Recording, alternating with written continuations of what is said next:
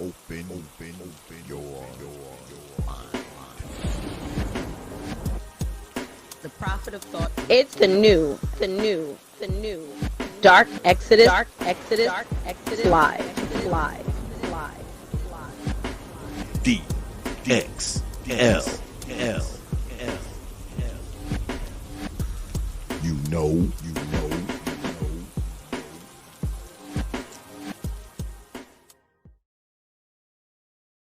Thursday, D.X.L. It's dark live. Open your mind. Dark exodus.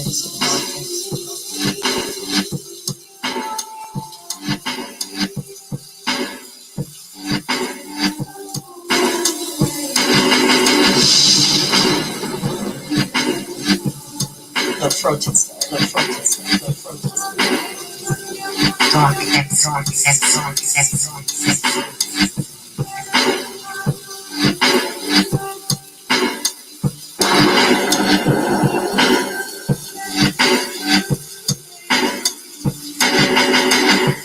Open your mind.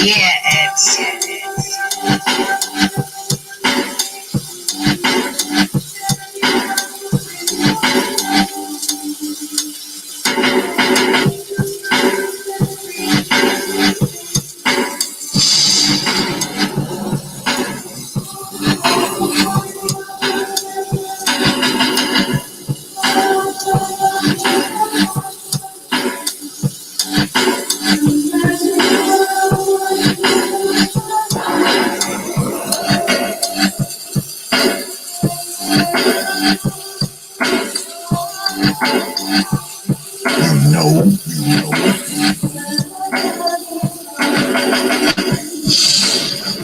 Dark exodus. You understand?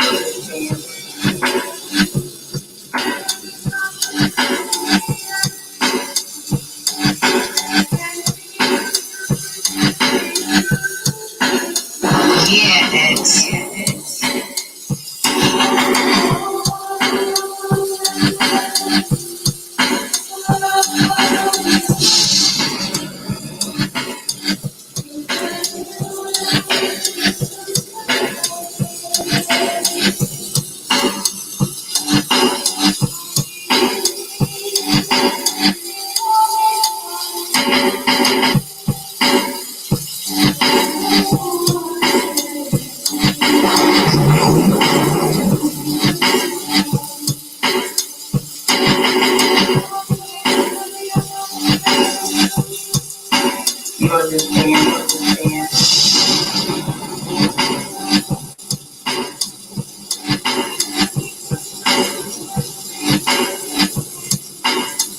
Open your mind.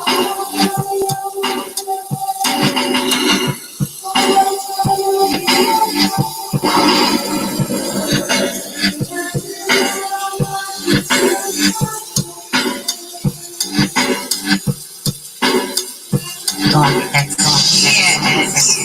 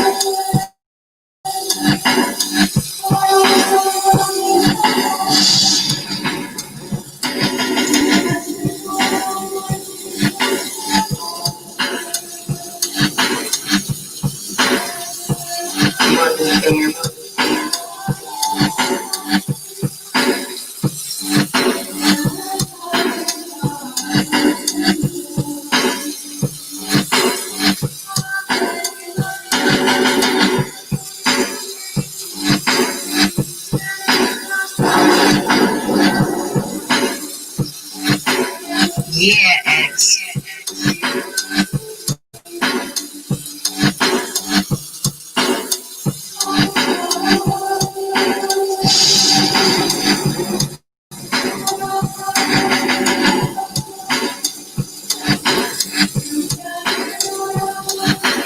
Open your mind. Exodus.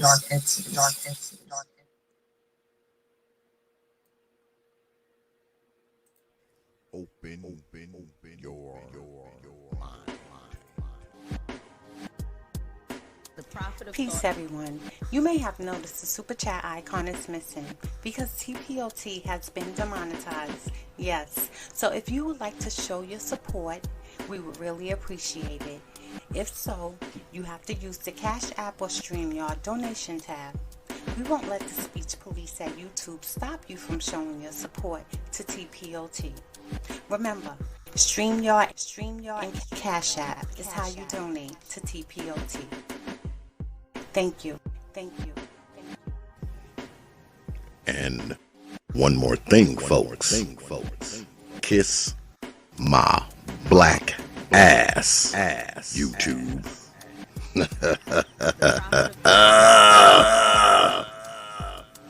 Now back to the show.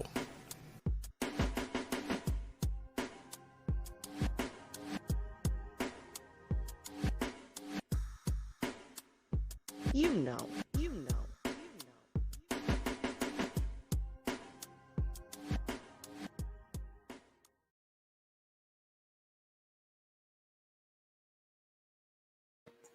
And peace, folks.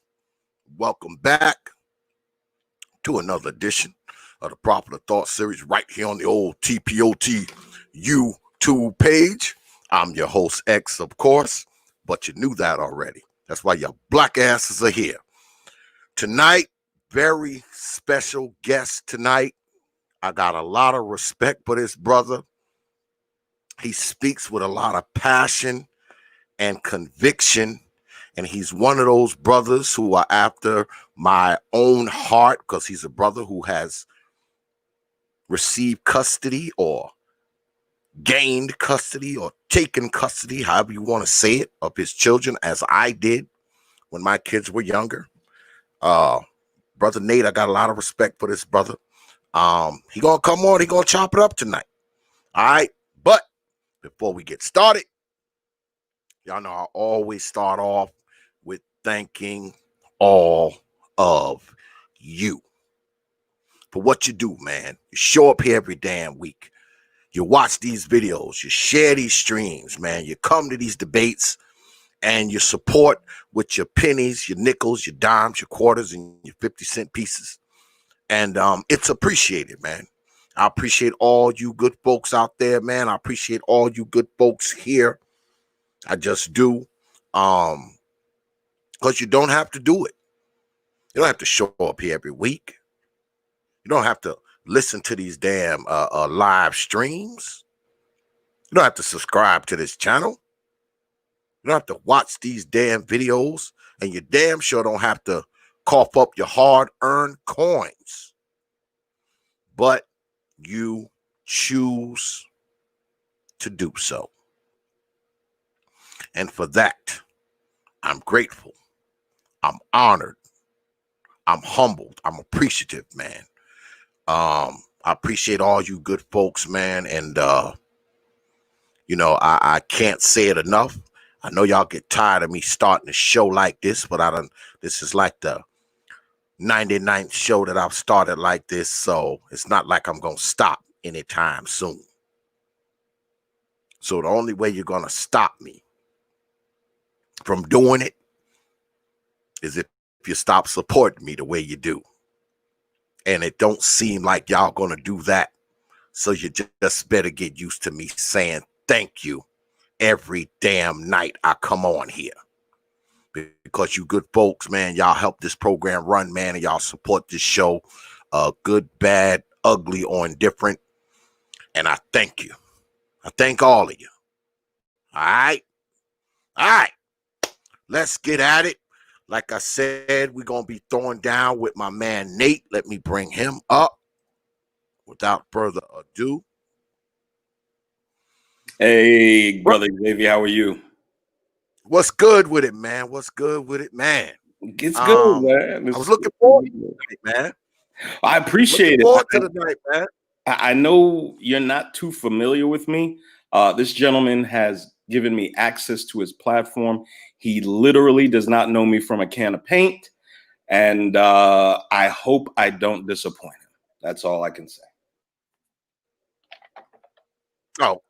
Oh, absolutely not. I've heard you enough, man. And, I just think that you are a brother who speaks with a lot of passion and conviction, man. And you tell it like it is, man. And, I know you have a lot of views that are unpopular with people, but that's okay. I mean, yeah, and everybody knows, they know how we do it here. All right. Y'all already know how it go down here. All right. You don't be disrespecting folks up in my house, because if you disrespect folks up in my house, you might get one or two words out before you know what's coming next, don't you?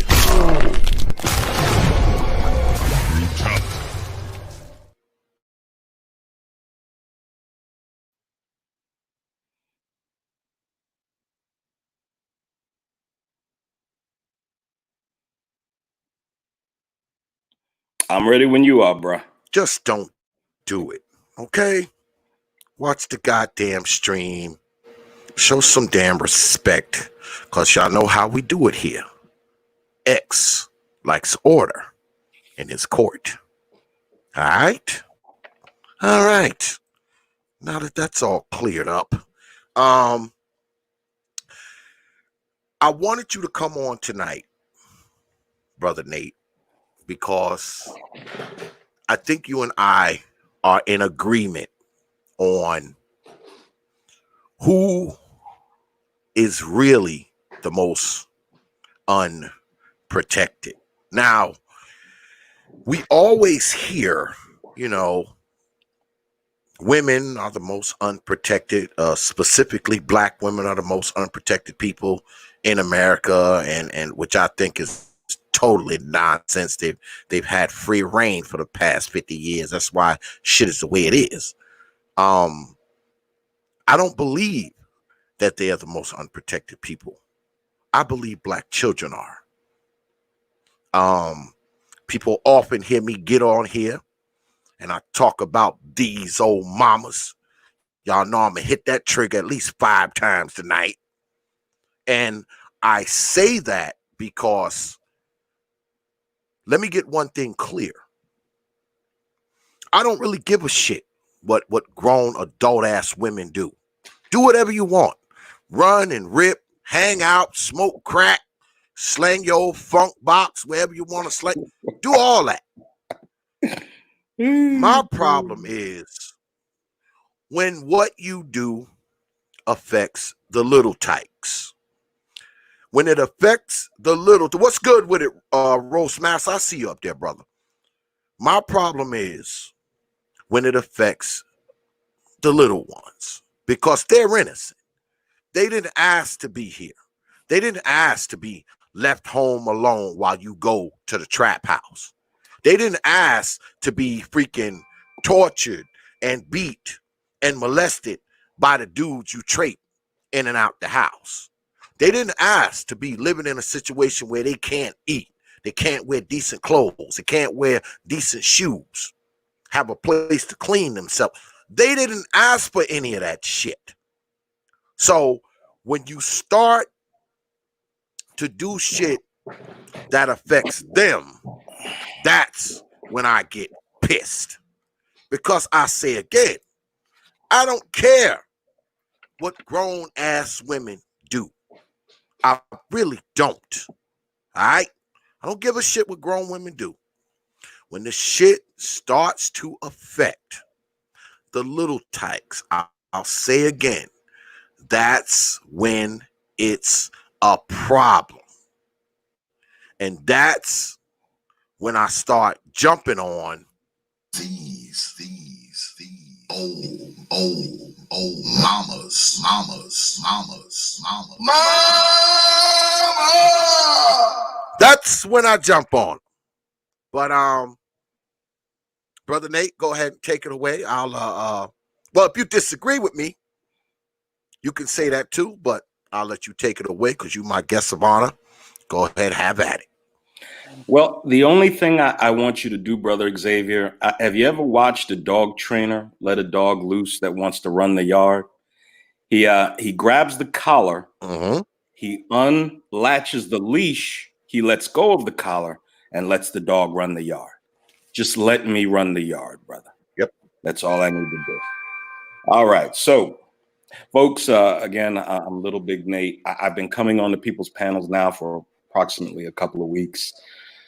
Just feel it's time that, I let my voice be heard. And if there's a market for my perspective, then, I'll probably start a channel. If not, I'll just occasionally pop on other people's channels.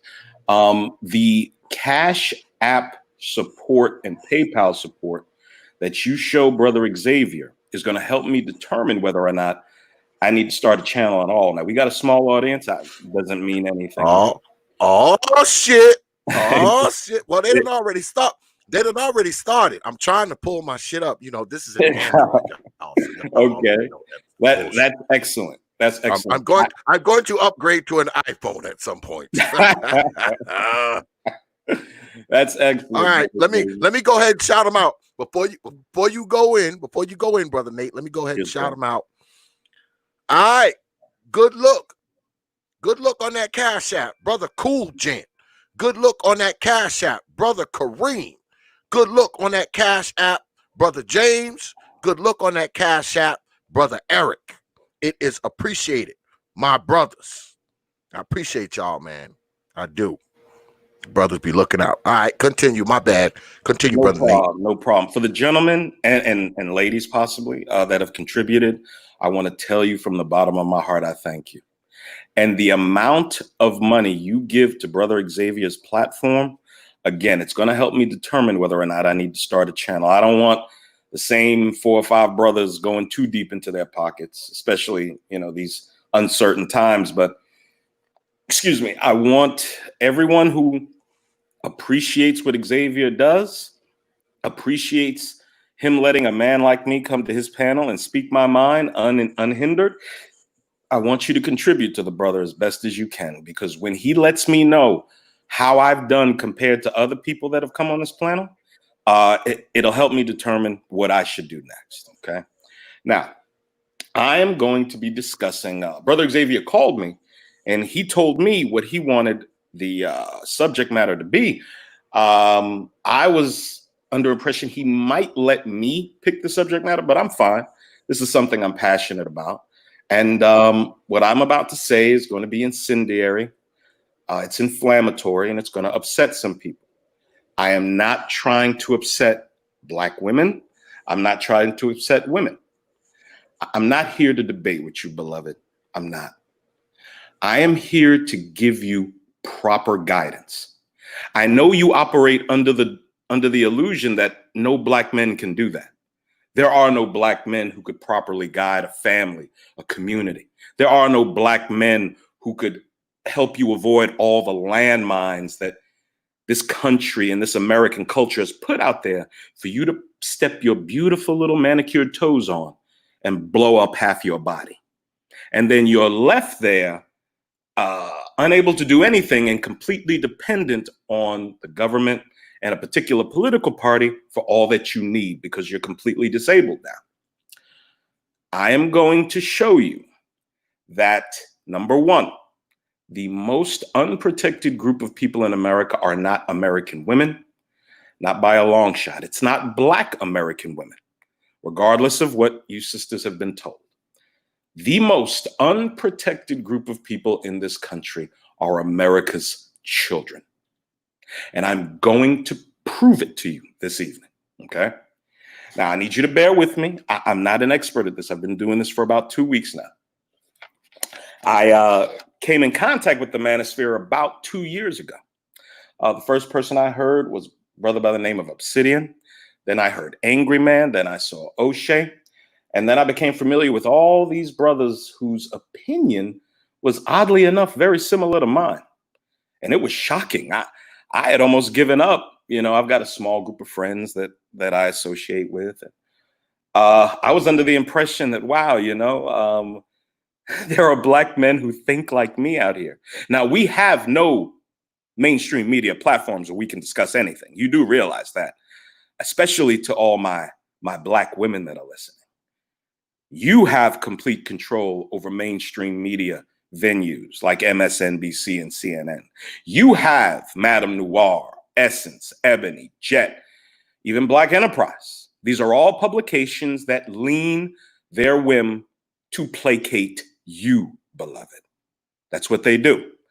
There is not one publication that I'm aware of where Black men can speak their minds freely about the problems with the Black community and about the problems specifically with Black women. And there are a myriad of them, beloved.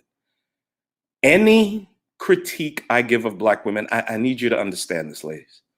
I am not in a contest with you. I am not competing with you. I have absolutely no interest in that. I have no interest in pointing out your deficiencies and going, nah, nah, nah, boo, boo. Look at you. Look how horrible of a condition you're in. And I'm going to mock you and hurt your feelings about it. What fucking sense would that make for me to do that? I have no desire whatsoever to mock you, to insult you, or to embarrass you. However, I am going to introduce the concept of shame back into the Black American lexicon for both Black women and Black men. That's what I think I'm going to do, among other things, okay? Now, the first thing I'm going to deal with in proving why the most dangerous place in America is for a child to be under the care and supervision of an unwed single mother. First, we're going to deal with the issue of abortion. This is a very difficult issue, ladies. I understand that your minds have been molded. They've been fashioned and shaped by a group of women who think men are absolutely inconsequential to the circumstances that happen upon this nation. Men mean nothing. We contribute nothing. And most of these women are orangutan-lipped, crypt keeper-skinned, ugly, haggish, old white lesbians who have no use for men. They grew up very unattractive women, and early on in their lives, they adopted an idea that, you know, I'm just going to go sleep with women. Men are, again, inconsequential. I don't need them. And I'm going to put my life's work into trying to convince as many women as I can to believe the same. The only problem is, beloved, that you want to have sex with men. Most of you do. I mean, according to Pew Research, 23% of Black women are now bisexual. I mean, I'm not going to go down that rabbit hole, but, you know, it's a sign of the times, basically. All right, folks. So let's start with the issue of abortion, okay? Abortion was not given to us by the Democrat Party. Margaret Sanger was actually a Republican, if you do your research. It was given to us by the Supreme Court, okay? Now, the Democrat Party does advocate on its behalf. It funds it. It subsidizes it, okay? If you know anything about subsidization, the more you subsidize anything, the more you'll get of it. The United States of America subsidized single motherhood. They subsidize female obesity by telling women that even though you're fat, you're beautiful. We subsidize a whole host of horrible things that we're just going to continue to get more of until we put a plug in this and stop engaging in this behavior. So since 1974, according to the research I have found, now there's a whole host of different numbers people use. The numbers that I have found is that approximately 56 million, anywhere from 52 to 56 million children across all racial lines, all socioeconomic lines, have been aborted in this country. Okay. You know, it's funny. For a long time, I believed that one of the most powerful emotions on the planet Earth was the maternal instinct. You know, Brother Xavier, have you heard the stories about the woman that lifts the Buick off of her baby to save it? Have you ever heard about that? Yeah, you're supposed to have, all this extra strength, from Exactly. adrenaline, when these kind of Exactly. things go down. A mother, absolutely. A mother's love gives women superhuman strength. About 4 years ago, I read a story of a house fire, in Baltimore, where the mother could not get in the bedroom to where her toddler was present, screaming for help. So she went into an adjacent bedroom and began to punch through the drywall with furniture and with her fists. She slid her body in between the studs. She got her baby, got out of the house, saved both of their lives. Hold on. Go ahead. Hold on a second. Hold on a second, Nate. I see a couple people done showed up here. We're not letting I put that link in the chat for Brother Nate. We're not bringing anybody on the panel until, so I'm about to kick all of y'all off because I put that link up there specifically for Brother Nate. So you can either go ahead and drop off, because if you don't, I'm just going to kick you off because no one's coming up on the panel. This is Nate's hour. All right. So I'm about to kick everybody off who's down here because that link was put up there for Brother Nate. All right. Okay. My apologies. Go ahead, Brother Nate. Oh, no problem, Brother Xavier. My apologies, because I'm not real familiar with how the system works. Anytime I've gotten on a panel, it's through the live stream thing. I'm on my work computer. I don't have access to my personal email on here. So that's why I asked for the link. Mm-hmm. And so again, my apologies. It's my fault. All right. So let's get back. No, because they knew I put it up there for you. Okay. So, I mean, what the fuck? Go ahead. Go ahead, brother. Go ahead. Continue, brother. My apologies. All right. So we're dealing with the issue of abortion. Last 45 years, approximately 56 million abortions in America across all racial lines. Black women, I am not targeting you with this presentation. I'm not. I'm going to speak specifically about you in certain cases, but I am here to provide you with proper guidance. That's it. I'm not here to do anything but that. I have no interest in competing with you, arguing with you, making you feel bad. I do believe shame is in order for many Black men and Black women on the way we've behaved over the past 40 years or so. But I have to put my emphasis on the women because 75 to 80% of the work is with the women. Your decisions. I am a firm believer in the fact that Black women's decisions have led to the majority of the issues, the dysfunction that we face in Black America. And I could prove that. I won't prove it here. You bring me on your panel and I'll prove it to you. All right. So now I did a little research, and according to Pew Research, the Washington Post, approximately 180 to 190 million children have been born in America since 1974. Okay. So if 56 million have been aborted, that's approximately 31% of American children whose lives have been terminated for no other reason except a reason of convenience. Less than 2% of abortions are for incest or rape. It's for the most part a non-issue these days. Okay. Over 98% of abortions are out of convenience. A young woman has been reckless with her vagina. She's believed all the feminist ideology, all the feminist doctrine that's been put in her head that you're just like a man. You're just as strong as a man. You can do anything that a man can do. You have requested and been given complete autonomy over your body.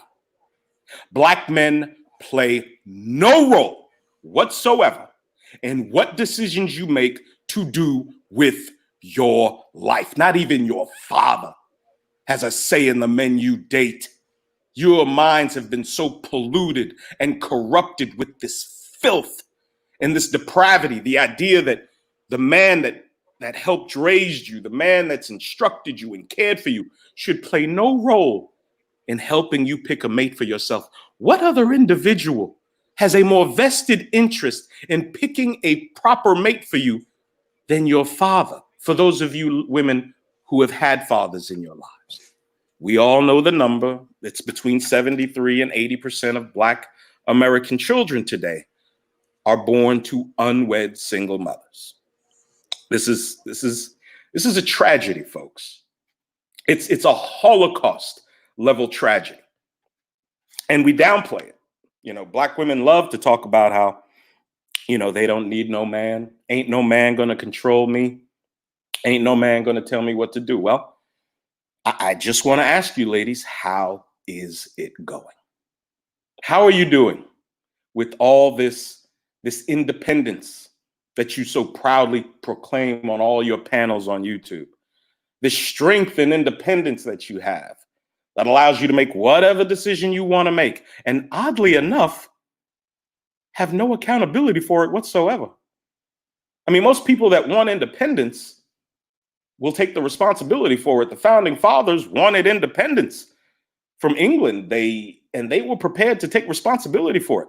When you as an adult leave your house, male or female, and you go get your apartment, but you don't pay the light bill, they will turn it off because you're responsible for your independent state. You've got to make sure you can provide for yourself, that you are self-sufficient, okay? Well, if I listen to what Black women have told us in all of their publications, their songs, their books, their plays, their movies, their articles in Madame Noir and Lipstick Alley and Essence, Ebony Jet, you name it. I've read all of them. And all of them proclaim that women demand independence from the influence of any man. Not even a man that loves you should have any influence over you or in your life. And when you claim that, beloved, it's 100% on you. You are at fault. There's no man on earth that could make you a single mother. Now, I'm against abortion. As you could probably guess, I'm a conservative. I'm a traditionalist. I've said on other people's panels, I'm not a Republican. People don't seem to want to listen to that, but okay. And so, you know, you've been given exactly what you've asked for. And now you have to deal with the consequences, okay? Approximately 22 million Black children have been aborted since 1974. The number can range from 19 to 22. I've seen several publications, Pew Research, Family Council, put the number at 22. That's the one I'll go with. I've even heard the number of 60 lately. I don't know where that number come from. I was under the impression the total number was 56 million, but you know, I'll steer clear of that number for now. 22 million Black children. Do you know in the state of New York, more Black children are killed than are born? In the state of Georgia, we're almost at a point of parity. For every Black child born, a Black child is killed. Now, I know how you folks love to play the game of semantics. Well, it ain't a baby. It's a fetus. And you're right. That may be the biological term that's used to describe what is going on in your womb. Maybe it is a fetus. I've heard women refer to it literally, quote unquote, as a bunch of cells. Hey, sweetheart, whatever helps you sleep at night, okay? Whatever helps you sleep at night for violating millions of years of female evolution and maternal instinct, love, and devotion. Whatever helps you sleep at night. That's what you should do, okay? Now, I think I've proven that an unborn child, one of the most dangerous places for it is in the womb of an unwed single mother. We are dealing with our country's most unprotected class, who Brother Xavier and I appear to agree is the American child, regardless of their race. You are in danger.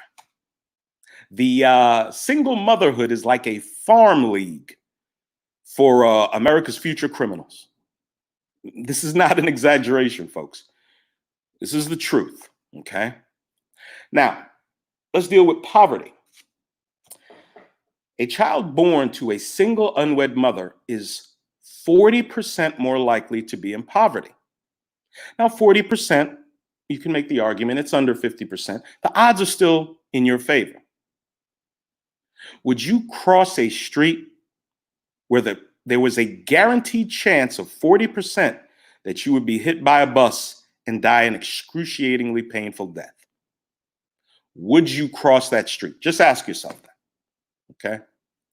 Now, back on the issue of abortion for a second. You know, men in the manosphere can be a little tough on Black women.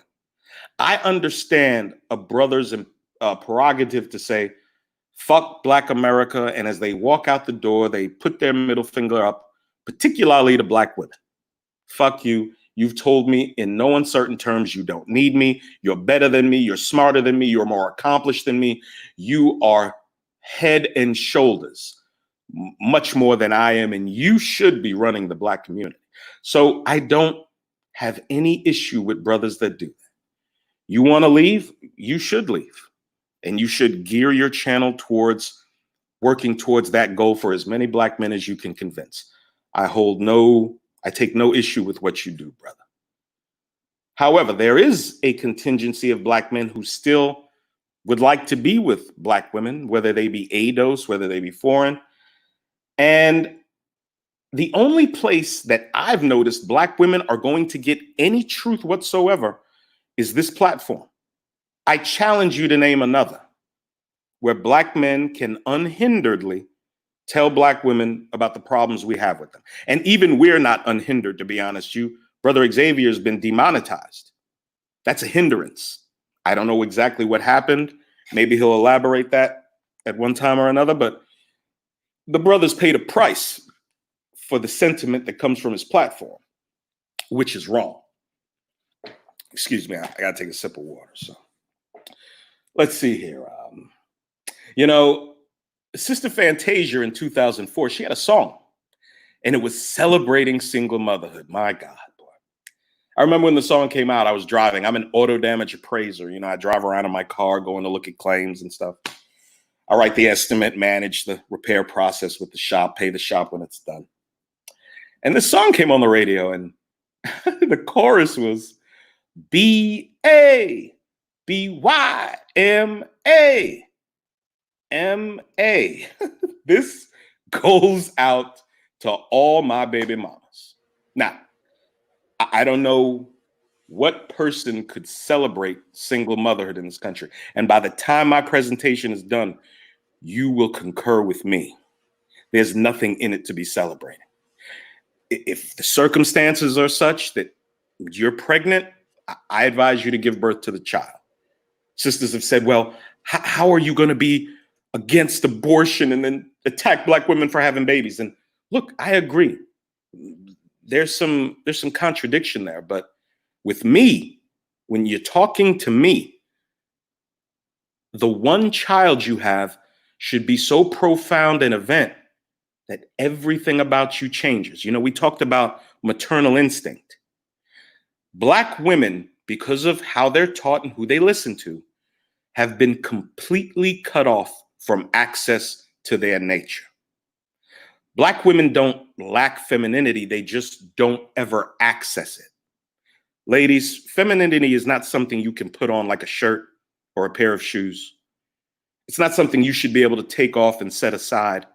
Femininity should inform your every movement as a woman. There is a way feminine women deal with men. There's a way feminine women de-escalate confrontation. There is a way feminine women walk, talk, act. Believe it or not, there's a feminine way women There's a way feminine women pick things up off the floor. I swear to God, you can Google the diagram. It shows you, you know. Back to Fantasia and back to black men in the manosphere being, in my opinion, somewhat rough at times with sisters who are attempting to change. If you recall last year, there was a huge controversy involving the same woman, Fantasia. She came out, she got married. She told black women that, ladies, your job as an intelligent woman is to get yourself up under a productive, competent man with leadership qualities. As an intelligent black woman, the last thing you should be saying is that you don't need a man and you will not listen to any man and that any man will not have any control whatsoever over your life. You sound so fucking foolish. Fantasia was right. Fantasia is an example of a woman. I don't know whose red pill information she got in touch with, but this woman has experienced an epiphany. And what she's saying now is true. There's a group of brothers who would still say, fuck that strag. She gets no consideration here. She lived her life like a ratchet, so fuck her. I can't argue with those gentlemen. Those gentlemen are going to believe what they will.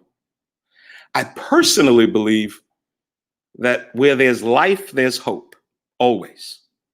And if a woman has come around to thinking properly, if she understands that the role that a man plays, the role that a man that loves you plays, is in helping guide your footsteps. The man takes no pleasure in controlling you. What man would take pleasure having to tell a woman things she should already know? The man takes pleasure in being able to help keep you safe and to help inform you where to go, where not to, who to deal with, who to avoid, and how to move through life as a woman who's worthy of protection. Black women demand protection. You are not deserving of it, and I will not protect you. That's another show, because I'd like to elaborate more on it. But just know that if I can tell you're some ratchet, miserable fucking bitch, I'm not protecting you under any circumstances. You want to act like a fucking man, deal with the goddamn consequences of one. You want to get in a grown man's face and tell him how you're going to beat the shit out of him. When he beats the shit out of you, sweetheart, you got to deal with it. I won't be intervening whatsoever. Now, Fantasia has, to a certain degree, changed her tune. What level of validity should we give to that? Is this just some facade she's putting up, trying to acquire a husband? I mean, she's married, but, what's the meaning behind this? You know what? I can't honestly tell you that I know. What I can tell you is that the sentiment coming from her today is a lot better than it was 14 years ago. Okay.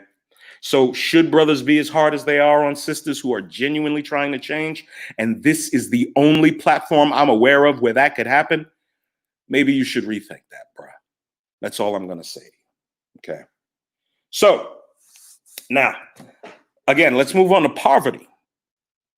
We all know, we all have relatives. Even some of us ourselves may live in these black communities that more resemble Afghanistan, Kuwait, different war zones across the country. If you don't protect black children, in particular black boys, they will grow up to be people that we need to be protected from. I want you to go write that down somewhere. As you become more familiar with me, you're going to hear me give a lot of my Nate quotables, okay? And that's one you should write down.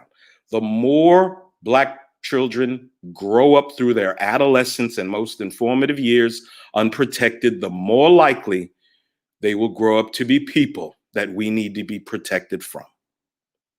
Violence is a huge problem in the black community. Even though overall crime is down in America and media has become so widespread through the advent of the internet and social media, we're all under the impression that we're in a much more violent world. And in some instances we are, because you got a lot of black boys killing each other over the comments that are left on Facebook. You got black men that are killed because they flashed $1,000 on Instagram. And a couple of brothers decided to go take that other young man's money and end his fucking life for it. How many videos have we seen of black women fighting each other, black men killing each other, shooting indiscriminately into a crowd of people when the people he's targeting represent one or two, and there's a crowd of 10 or 15 children there? Well, you know what? I'm going to talk about children. I'm going to talk about all the pretty little coffins that I see in America these days. Because you know, BLM and Antifa, they've had a ball speaking for Black America, supposedly, and guilt tripping much of white America into suggesting we don't need the police.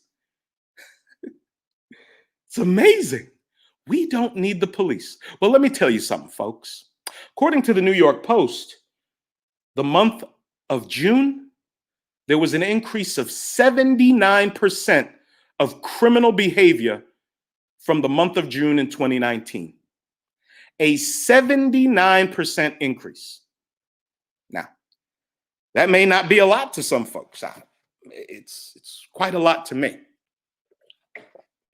Do you know, over the past 3 weekends, Father's Day weekend, July 4th, and this most recent weekend, a total of 14 Black children between the ages of 1 and 14 have been killed in various incidents and shootings across this country of ours. All those pretty little coffins.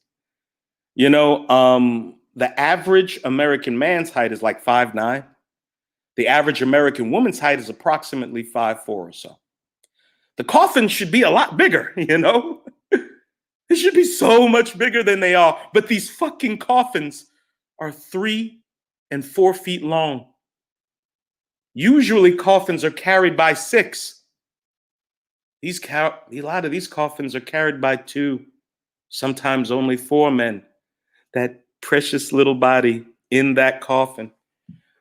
Man, something else, boy. The most unprotected class of people in this country, yes, are American children, and Black American children in particular.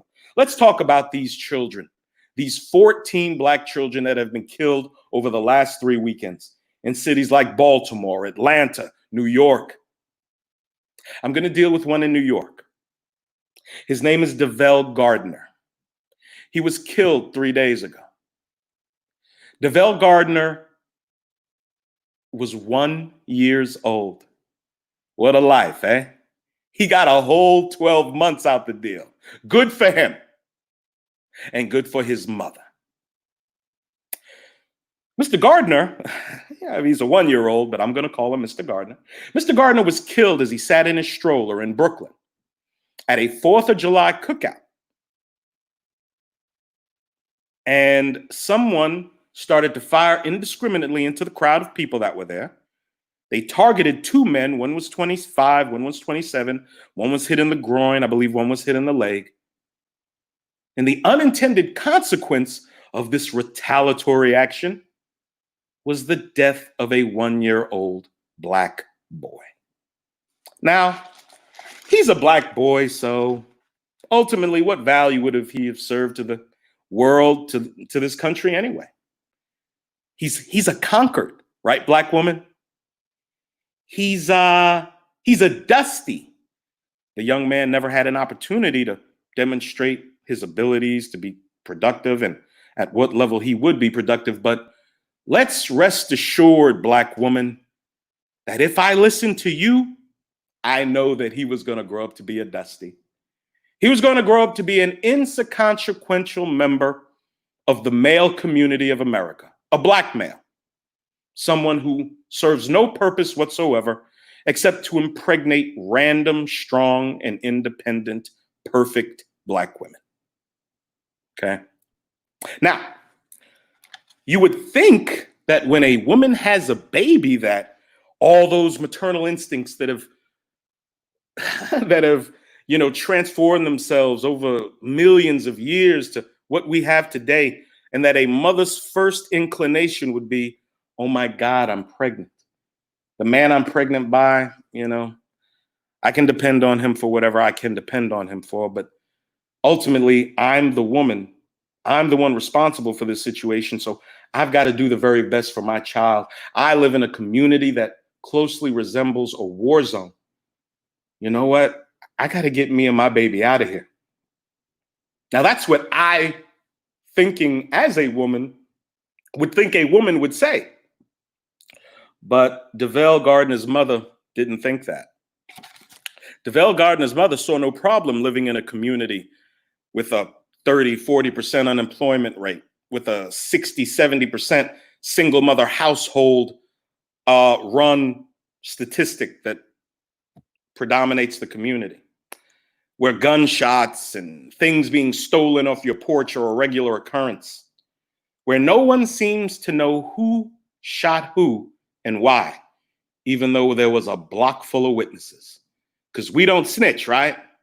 That's what we teach our young children, not to snitch. But, D.X.L Gardner's going to be okay. He's dead now. And although he died at the ripe old age of 12 months, he lived a more productive life than a lot of Black men, I would assume, if I listened to Black women. Good old D.X.L Gardner. Rest in peace, bro. Just another little tiny coffin that we have to try to explain. But oddly enough, BLM doesn't seem to care when the corpse was created by a Black person, namely a young Black male raised by a single unwed mother. The most dangerous people to be raising anyone. BLM only cherishes the corpses of Black people killed by rogue white racists. You see, the corpses produced by Black folks, they serve no political purpose for the Black lesbian misandrists, BLM. They serve no purpose whatsoever, folks. So all your dead Black babies, you're going to have to find other people that will promote and use their deaths for whatever political purposes they might want to use them for. Because the good old folks at BLM, they serve no purpose to them. Now, I've covered poverty. I've covered abortion. Let's talk about what happens to those women who are brave enough to bring their children into the world. I'm going to read some statistics from a book.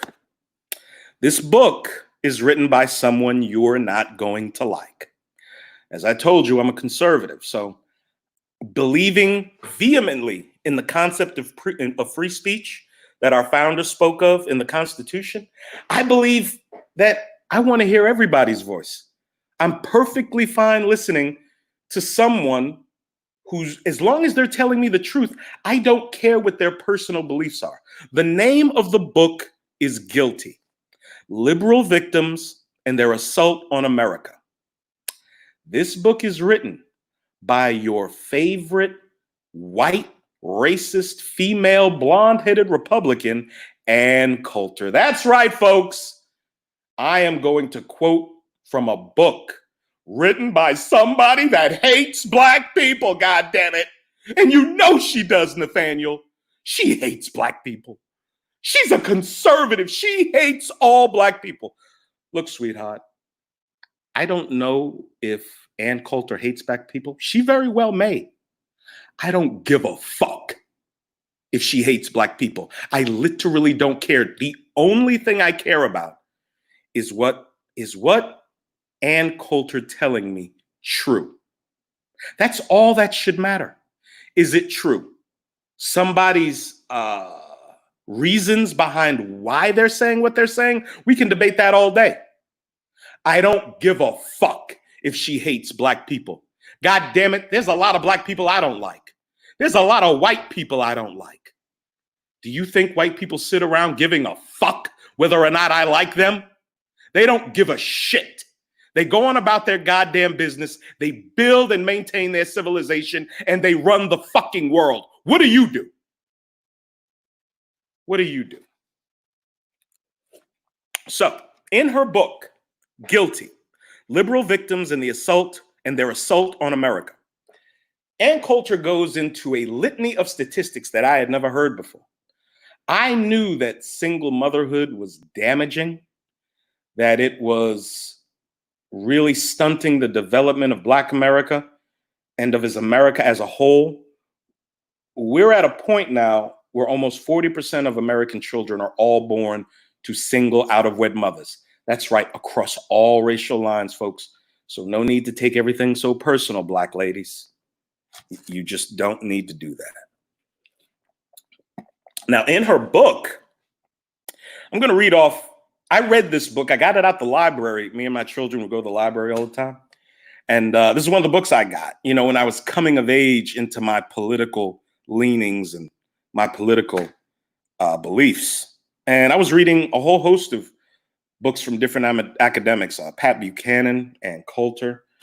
I read books by well-known liberals. I'm sorry.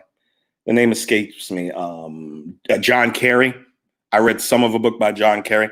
I've read a lot of the things that Barack Obama's written, things Bill Clinton has written. I'm an idea guy. I just want to know who has the best ideas, okay? So in the book, let me read from these passages that, if you're anything like me, you're about to be shocked, okay? The destructive force of single unwed mothers in America. Here is a lottery ticket that single mothers are handing their innocent children by choosing to raise them without fathers. Controlling for socioeconomic status, race, and place of residence, the strongest predictor of whether a person will end up in prison is that he was raised by a single mother. The most significant determinant of whether or not a young man, will end up in jail. By 1996, 70% of inmates in state juvenile detention centers serving long-term sentences were raised by single mothers. 72% of juvenile murderers and 60% of rapists come from single mother homes. 70% of teenage births, dropouts, suicides, runaways, juvenile delinquents, and child murderers involve children raised by single mothers. Girls raised without fathers are more sexually promiscuous and more likely to end up divorced. A 1990 study by the Progressive Policy Institute showed that after controlling for single motherhood, listen closely, the difference between Black and white crime rates disappeared. Do you know what that means, people? That when you remove single motherhood from the equation, Black two-parent household raised children and white two-parent households raised children have almost the identical crime rate. A very small, almost non-existent crime rate. Think about that for all you strong single moms out there. Various studies have come up with slightly different numbers, but all of the figures are grim. According to the Index of Leading Cultural Indicators, children from single mother-led households account for 63% of all youth suicides, 70% of all teenage pregnancies, 71% of all adolescent drug, chemical, and substance abuse, 80% of all prison inmates across all correctional institutions in this country were raised by single mothers, and 90% of all homeless and runaway children were raised by single unwed mothers. A study cited in the Village Voice produced similar numbers. It found that children brought up in a single mother home are 5 times more likely to commit suicide. Folks, that's 500% more likely. 9 times more likely to drop out of high school. 10 times more likely to abuse chemical substances. 14 times more likely to commit rape. Wow. 20 times more likely to end up in prison, and 32 times more likely to run away from home. That's it, folks. Wow. I'm not looking at the comments, but I can imagine what you're saying. Wow. This whole single motherhood thing really isn't cracked up what they claim it is to be. Black women, you have femininity. You have maternal instincts. You have been cut off from them. People say, well, these black bitches, they just not feminine. I want you to think about something with me for a minute. Okay? A little sidebar. What man on earth is the most physically strong, has the densest skeletal structure, the largest musculature, and performs the best at any type of physical feat on earth? If you said the black man, you would be correct. This is not some Hotep type black power shit. This is biology. Go read Mendel, go read Leakey. They're the guys that originally came up with the idea that the black man and woman were the original people of the planet Earth. The black man is the father of civilization. Again, this is not Hotepism. This is simple biological fact. You can research it for yourself. All other people come from black men. Now, let's juxtapose that to black women.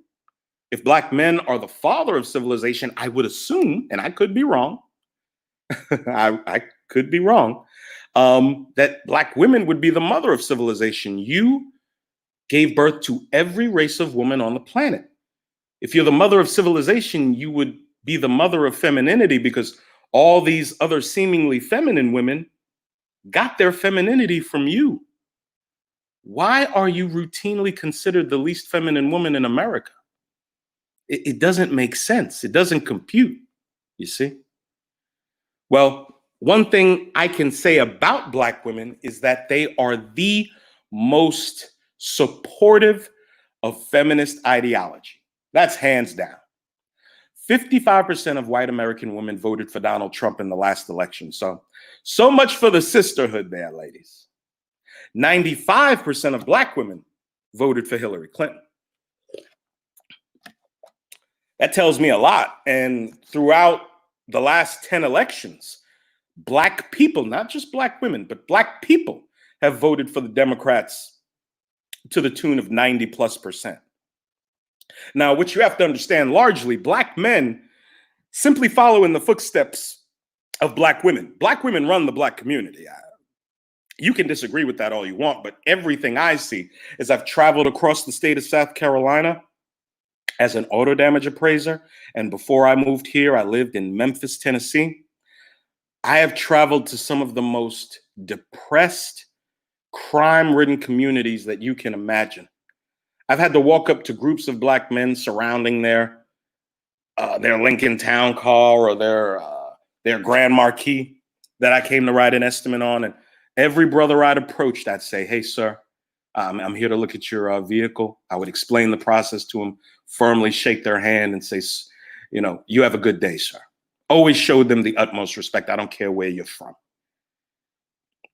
But the funny thing is, you look at how our people live all across this country. Again, you would think that a woman's first impulse, her first inclination would be to get her child out of this horrible set of circumstances.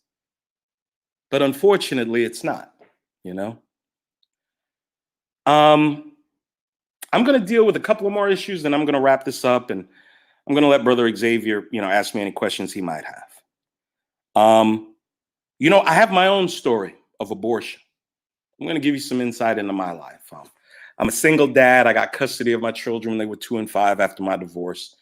And I've raised them for the last 17 years by myself. 2 years ago, my daughter went to go live with her mother, who had largely turned her life around, and I salute her for that.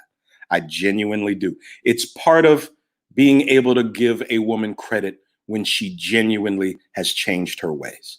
Now, I have no interest in her, but I have to salute the fact that she's been able to maintain a home, a car, a job for a few years now. And I salute her. I can't stay mad, brothers. I just can't. So basically, when I got the news that my, at the time, girlfriend, because she was not my wife, that my girlfriend was pregnant, she came to me, she said, Nathaniel, I'm pregnant. And, you know, like a lot of fellas, I know y'all can relate to this. You know, you have those close calls where she gets the pregnancy test, goes in the bathroom, and you pray to God. You tell God, God, I promise you, if she's not pregnant, I will never raw dog this woman again. I swear. And then, of course, that night, you're raw dogging her. So we all got that story. So I guess this time my prayers went unanswered.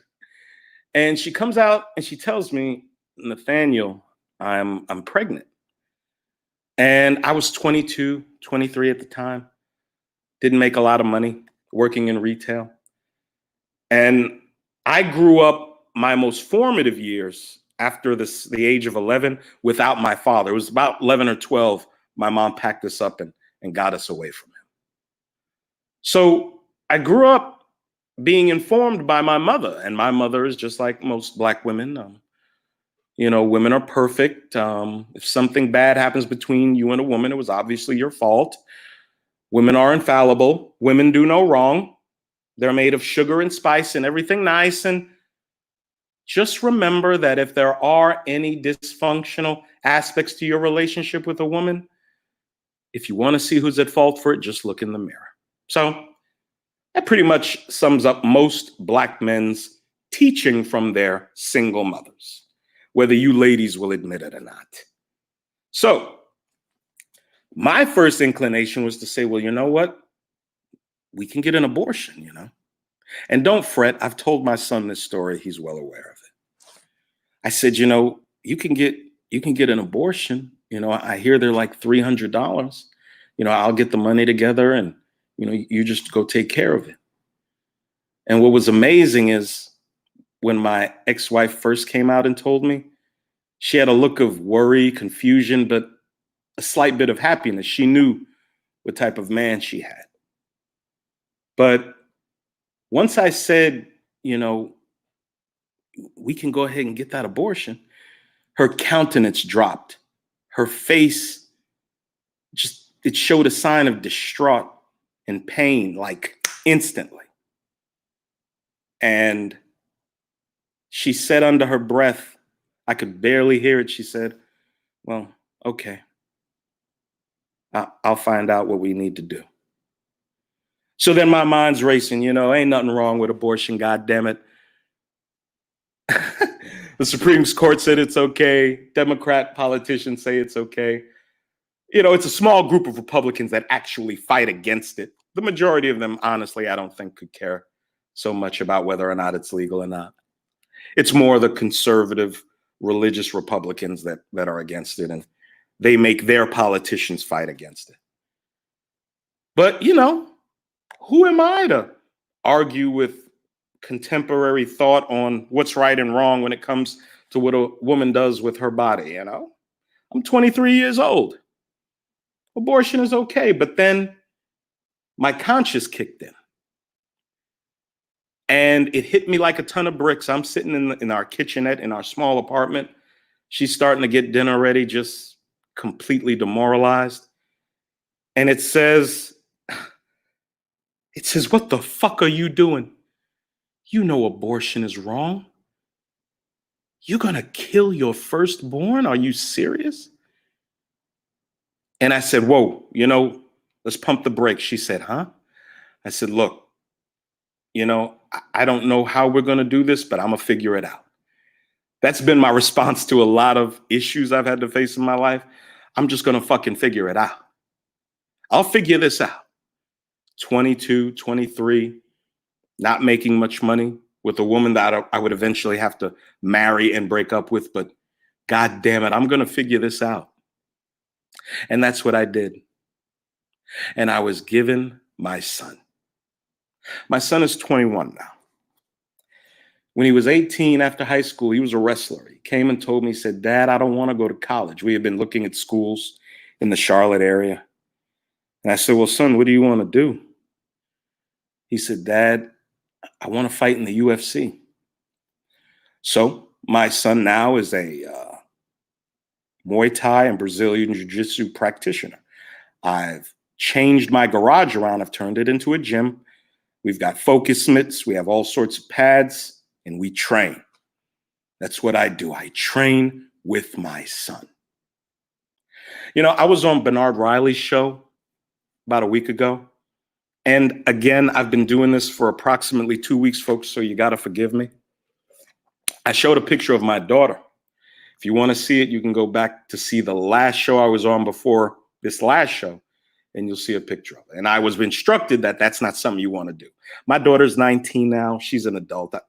There's not anything you can really do to her. But I'm not going to show a picture of my son. I'm not going to do that. I'm going to follow the advice I was given. Now, there is a picture out there of him that I have no control over, okay? It's the picture that the owner of East Coast Fighter used of my son on the front of his Muay Thai school. My son, if you go to the website East Coast Fighter, you'll see him. He's the black boy with the main big picture on the front of the website when you go to it. He's the black boy with the dreads kicking the heavy bag. This guy, his name is Crew, very successful businessman in Charlotte, a world-renowned Muay Thai practitioner. And he teaches my boy Muay Thai. And there's another instructor that teaches him Brazilian Jiu-Jitsu. He was so impressed with my son that he used my son's picture for the website to his business. My son, who almost had his own little coffin, but I decided to go with life because where there's life, there's hope. I don't care how difficult it is, beloved. You can figure it out. I did. I also figured out how to take care of a 2-year-old girl. I had no idea how to do that either. But the issue of abortion wasn't on the table with her. I just had to figure out as a 28-year-old man how to braid hair when I had never braided anything in my life. I remember, and this is the last personal story, and then I'll move on. I remember that my mother came up for the final day of proceedings in my divorce. She was going to testify to my character if necessary. From the way I speak, you can imagine I did a pretty good job in the court convincing him to give me my children. Okay.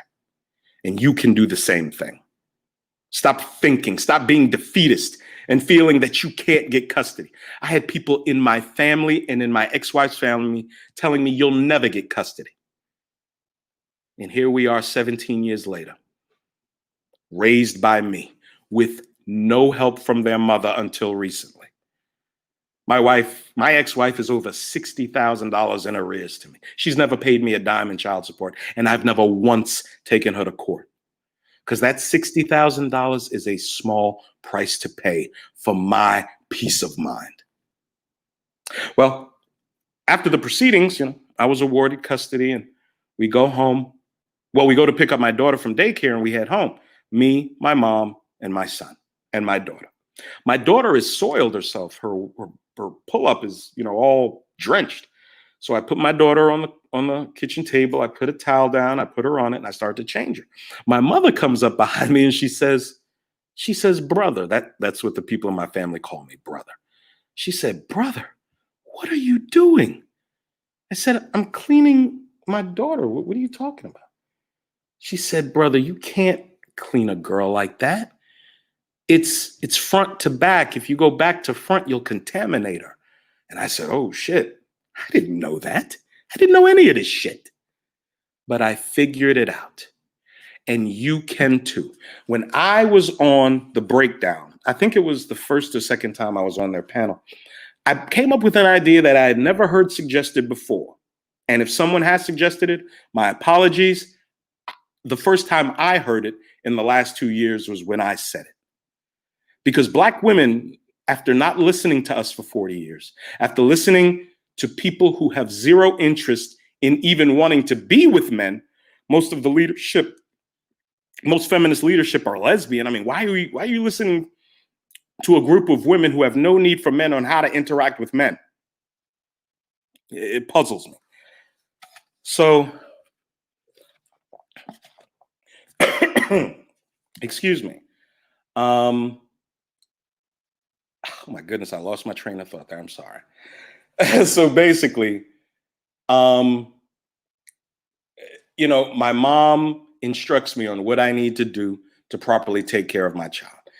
You also can do this. We are defeatist. We give up before we even try. It's one of the most serious problems we as Black men face, our inability to push through, to persevere through difficulty, stick-to-itiveness.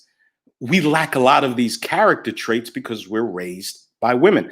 And it's amazing how Black women can absolve themselves of responsibility in actually making the men that they hate so much. Another question I would like Black women to answer for me whenever you get around to it, sis. Now, Black women largely are stuck trying to put, okay, I know where I was. Black women are largely stuck trying to put the toothpaste that they've squirted all over the sink back into the toothpaste tube. And most of us know how precarious of an undertaking that it's really messy. If you've ever tried to get lotion that you squeezed out too much into your hand back into the tube, it's really messy. And oftentimes it doesn't go well. You end up just wasting most of it anyway. So I suggested on a breakdown that Black women, if you're seriously interested in trying to solve the problem of your unwed motherhood and the detrimental and destructive effects that it will, if we're rolling the dice on probability, have on your children, what you may want to consider is getting with a competent, quality man in your family. Regardless to what Black women say, they all know decent, hardworking Black men. Your uncle, your brother, your father, your cousins. Why not have the courage to approach them and say, first, what I'm going to need you to do, ladies, I'm going to need you to accept responsibility for the litany of fuck-ups that you've engaged in. You're a single mom because of you, okay? No one can make you that. I talked about it earlier. You tell your uncle, your brother, your cousin, look, I admire the man that you've become. I've made a lot of mistakes in my life. I've listened to all the wrong people. My son, he's 5, he's 6 years old. What I'd like for you to do, I'd like for you to take custody of him. Now, there's nothing you'll have to do beyond raising him. I'll move to where you are. I'll be over the house constantly cooking dinner. We'll help reestablish our familial ties. Just please, I will move in the vicinity of where you live, and I will be a constant in my son's life. Will you please take custody of him? Now, I'm a Black man, and I'm familiar with the quality of Black men's hearts. I don't give a fuck what you say about us. I know how good the vast majority of us are. The niggas you lust after are the ones that cause you harm. It's not us. We have nothing to do with it, most of us. We get up, we go to work. Because we grew up without our fathers, many of us, our masculinity is woefully underdeveloped. We have to fucking figure out how to be men. And most of us do. Now you go to your brother, you go to your uncle, you go to your father, and you tell him how fucked up your decisions have been, how you understand the role you played in the current level of dysfunction in your life, and you ask him, you implore with him to please take custody of my son. Please. I'll even pay you. I'll give you child support. I want my boy to grow up to be like you. The man I chose to have him with doesn't want anything to do with him. I can't worry about that. But I know what kind of man you are, and every one of you women know a quality black man in your life. And if you say you don't, you're a liar. You're a fucking liar. I know the quality of black men's hearts. I've been talking to hundreds of them over the past 18 years in my job and in my personal life. I know that most black men wouldn't even take your goddamn child support. I know that if my sister came to me, none of my sisters have sons, but if they did and they came to me and they said, brother, will you raise my boy? I'll live no more than 3 or 4 miles away from you. I'll be here every night. And hopefully if the brother has a woman in his life, she'll be open to the idea. The women will be mature. They'll get along. They'll see what this man is trying to accomplish. And she'll acquiesce and she'll allow it to happen. And if not, you got to question the type of woman you're with, brother. You move near that man and you give custody of your boy to that man by the time he's 6 years old. Don't you fucking complain about having to move, about having to find a new job, about having to find a new group of shitty fucking friends. You move to where he is and you give your boy to him. And you let him raise him and you help him. Like I said, most black men wouldn't even take your fucking money. I know I wouldn't. And I can speak for most of us saying we wouldn't even want it. That's helping you get the toothpaste back in its tube. I could literally talk for the next 5 fucking hours, but I'm going to put a bow on it and end it here. Okay? I believe I've proven that the most dangerous place, the most unprotected group of people in America are its children, and especially when those children are under the care of a single unwed mother. I close with this, folks. If you do not protect black children in general and black boys in specific, they will grow up to be people you need to be kept protected from. I thank you for listening.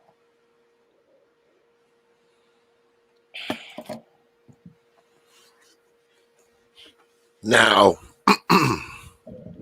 I'm sitting here listening, and I'm trying to find something that I disagree with you on, Brother Nate, but I'm having a problem with finding something that I disagree with. And also, after that that soliloquy right there, it's time for me to say, peace, folks. See you next week.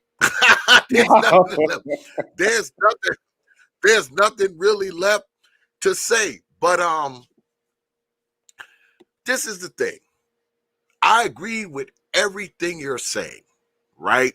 Because the people who follow me know I talk about the same kind of stuff. Me, personally, I'm a true believer that it's time for a shift. It's time for a change. It's time for the men to start raising the children. All right? If you find yourself in a situation where you and that child's mother is not together, you need to be raising the kids. Now, I know for the brothers who got 35 baby mamas, that's probably hard for you to take them all. Yeah, it's probably hard for you to take all of them, but you should take some of them. All right? I know you can't take all 30 or all 20, but you should take at least 5 or 6 or 7, at least cut into that a little bit. And those other 14 and 15 of them that don't live with you, spend as much time with them as you possibly can. Because I believe that we as black people, we have proven it. We've shown it over the course of many decades that we are committed. We are committed to have kids raised by a single parent, right? So if this is what we plan on doing, the single parent needs to be the men. Now, 20 years ago, I did the same thing that you did, Brother Nate. Okay. I had to get custody of mine because, you know, and when I did it 20 some odd years ago, let me tell you something, it wasn't the easiest thing to do. But I had to do it because of what was going on at the house where they live. All right. What was going on there? I mean, I just couldn't do it. I could not allow my babies to continue to freaking live there. I just couldn't do it anymore. I had to do something, and I jumped through all the hoops they told me to jump through. You know, luckily I was a brother who already had a condo, already owned a condo at the time. I had a decent job that I was working, you know, I had health insurance and all that kind of shit.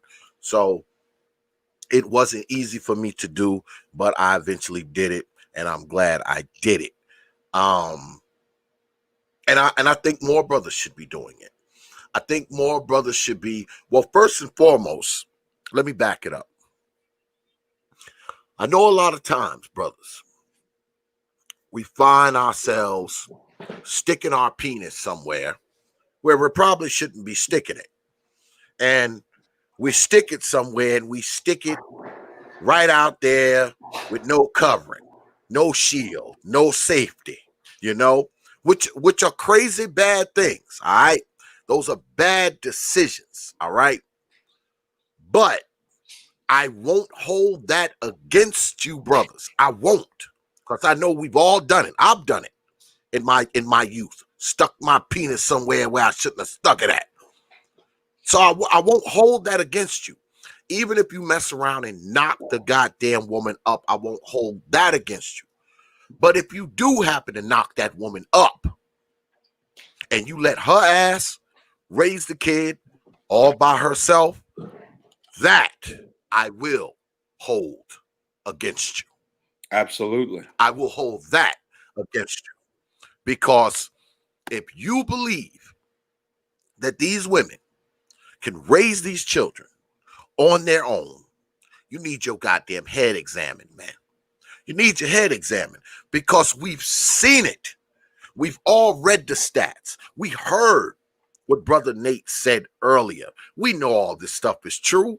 I know we got people online and on the internet right now who will try to convince you that none of this matters. I get it. We've been indoctrinated to think a family is a woman and her damn kids. Exactly. I get it. I get it that y'all believe that it doesn't matter if a father is involved with the children. It doesn't matter if the children have male influence in their lives. It doesn't matter if you got 5 and 6 and 7 kids with 5 and 6 and 7 daddies, and none of these kids know who these fathers are. I know we have been indoctrinated to believe this crap, but it's crap, man. It's crap. And I know a lot of us believe it because a lot of us, that's where we came from. We came from a place where we were taught that your father doesn't matter. Men don't matter. Kids are going to be just fine, even though the men aren't around, because they don't matter. I know. Y'all know we talk about this stuff all the time. We're always talking about this stuff. Are we not? Because y'all know how X is. I rail on these old mamas. I rail on them about this kind of shit. Okay? Now, one little sidebar before I continue. Now, I say this stuff because, see, I'm a believer in doing what I tell other people to do. So what I've decided to do, I would do it now, but I'm too busy. My season is too rough. But what I'm going to do at the end of October, probably no later than early November, I'm bringing my grandson to come live with me. Wow. And I'm also bringing one of my nephews to come live with me. Now, The reason why I'm bringing them to come live with me is because their old man is not in their lives. Okay.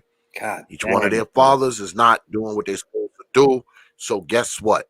It is on me. I'm the fucking old guy. I am the patriarch now. So I'm always one to say, when it comes to these children, like you said, Brother Nate, these women need to be getting these children involved with their uncles, their older cousins, their grandfathers, whoever, if the father is not available. Now, Absolutely. I would always say, guess what? The first person who should be taking responsibility for this child is the father. But Absolutely. if that person has made it obviously clear that they don't want to be involved with this child, now the onus is on you to make sure that this child has some type of male influence in their lives. It's the onus is on you. But see, I didn't wait. I just pretty much said, hey, look, let my grandson, he come live with me.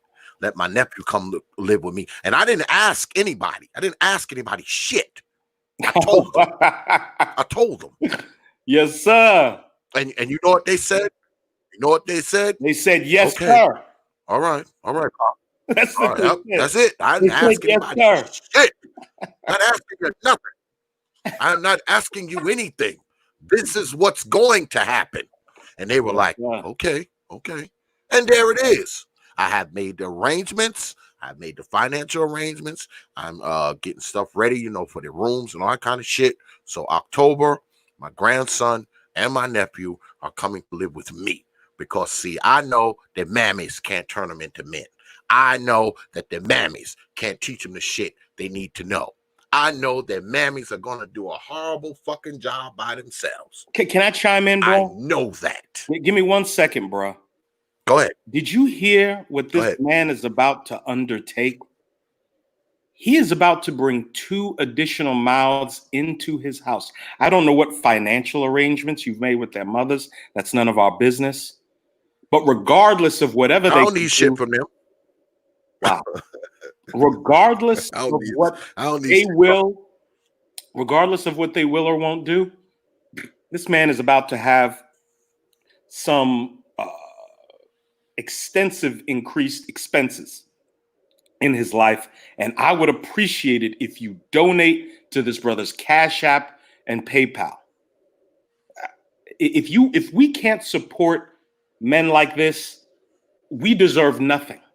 Let the community burn, as some in the manosphere say. Because if this type of man doesn't get support, then I definitely don't belong in this space, and whatever happens to it, I honestly don't care. Please support. If you've agreed, appreciated what I've said, please show this man support as much as support as you can give him. We got a small crowd of folks. Show him the support, please. I'll be sending something your way, bro, in a bit. I appreciate it. But, a lot of these people that are in here now are my true followers. They've been following me for a long time. Gotcha. And they know what I'm about. Yeah, they know what I'm about. All right. I'm a man that believes in legacy. I'm a man that believes that the men should be taking full control of the children. All my followers know that's what I believe. And I am not going to let members of my family fall by the wayside. I am not. All right. These 2 young fellas that I'm talking about, and they're both 11, ironically. These 2 11-year-old guys that I'm talking about, my grandson and my nephew, they need me. You understand? Wow. They need me.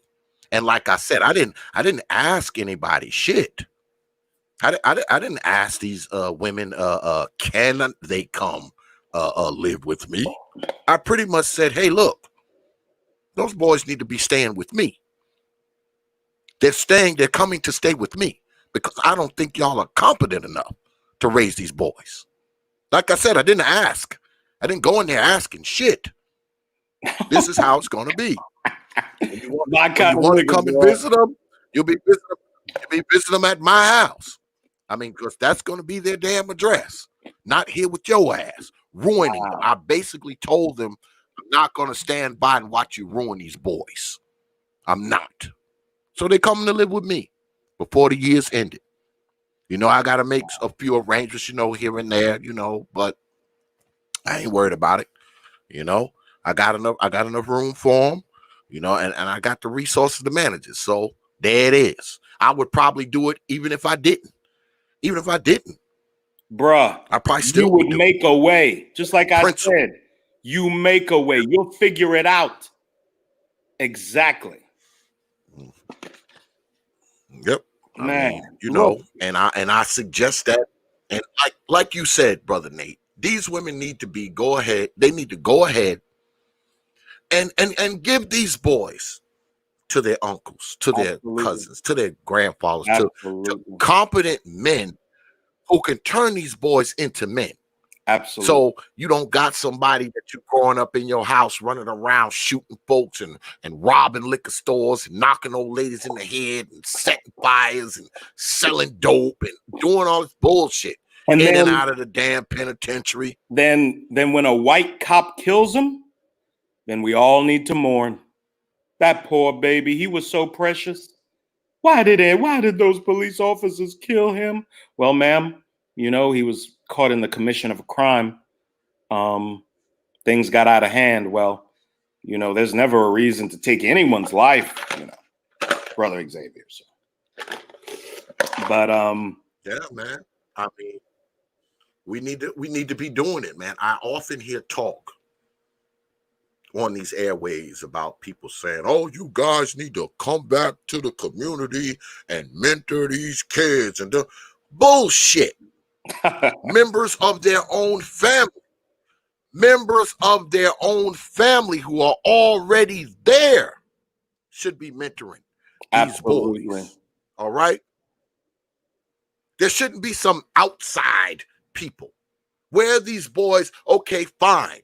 Well, I'll give you the fact that some of these dudes don't want to claim these kids. They don't want to be bothered with these kids. Hey, for whatever reason, maybe they just losers. Maybe they own drugs. Maybe they dead. Maybe they in the penitentiary. I don't know. But once you have clear and convincing evidence that this dude does not want to be bothered with this child, guess what? Now it's time for you to seek out a grandfather, uncle, older cousin, your brother, some damn body to be in this child's life. That's just the truth. And the onus is on these mamas to make sure it happens. Because if it doesn't happen, it's their fault. Why can't they do it? They don't have no problem making their way to the club, making their way to the goddamn trap house, shaking their ass, getting a man for them. Absolutely. They don't have a problem doing that. But it's virtually impossible to find some man in your family to pick up the mantle and teach your son how to be a man. That you can't do. But you don't have no problem running out there, shaking your ass, finding a man for you and getting another one in your damn gut. I mean, we have to stop. We have to stop with this bullshit that it's nobody's fault. It is somebody's fault, man. It is. We have to learn to assign blame to shit.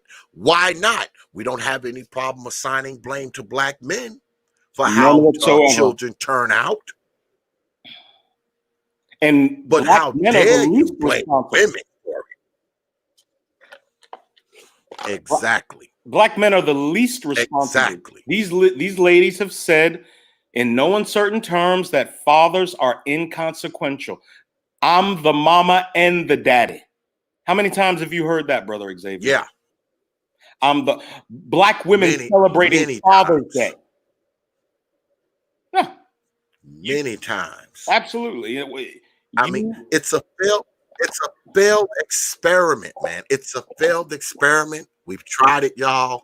And I know a lot of us, we come from this shit where we had these old mamas, all right? And a lot of us don't know who our daddy is. And, you know, some of our daddies, they done had kids all over the world. And some of the people we hung out with was our brothers because none of our damn mamas was shit and our daddy was fucking all up. I get it, man.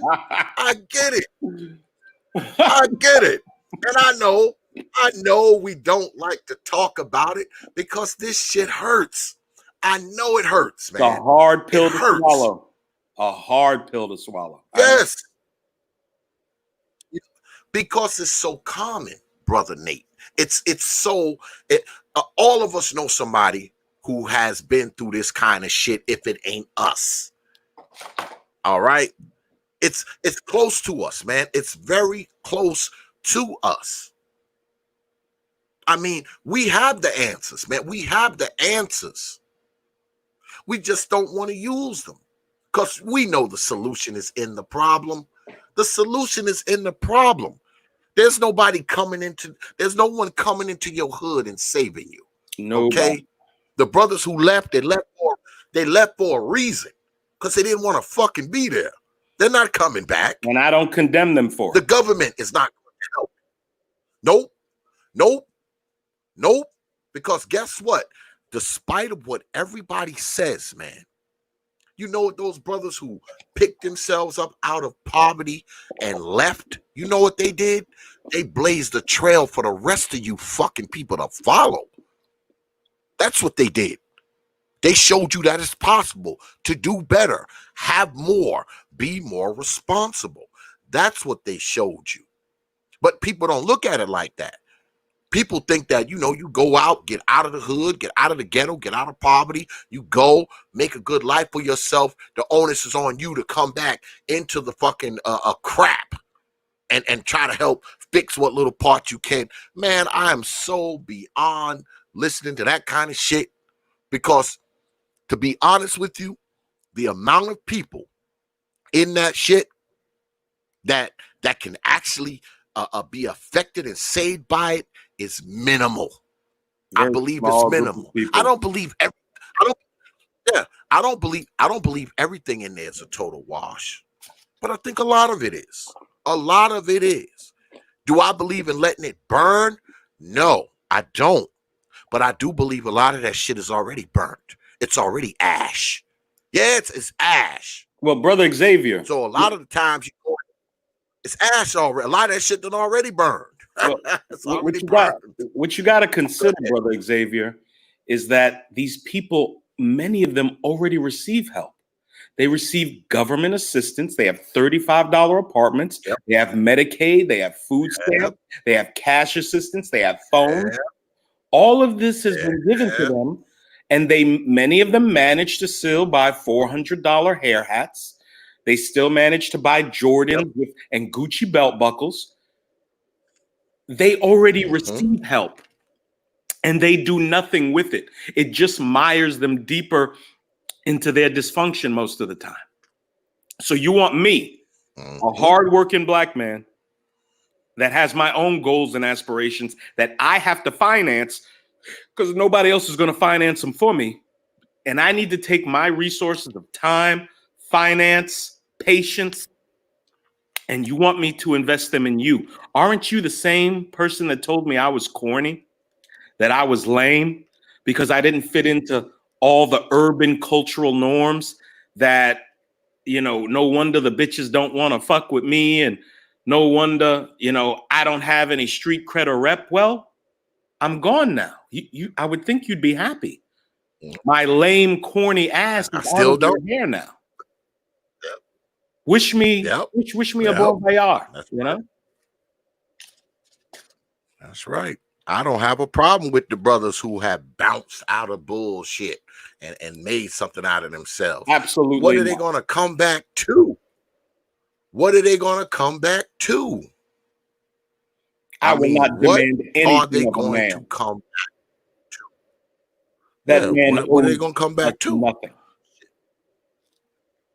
What you need to do is watch and pay attention to what he did and try to do it your goddamn self. You get the fuck out of there too. Instead of trying to tell other people to come back, you need to be firing up your rocket ship so you can launch the hell out of there.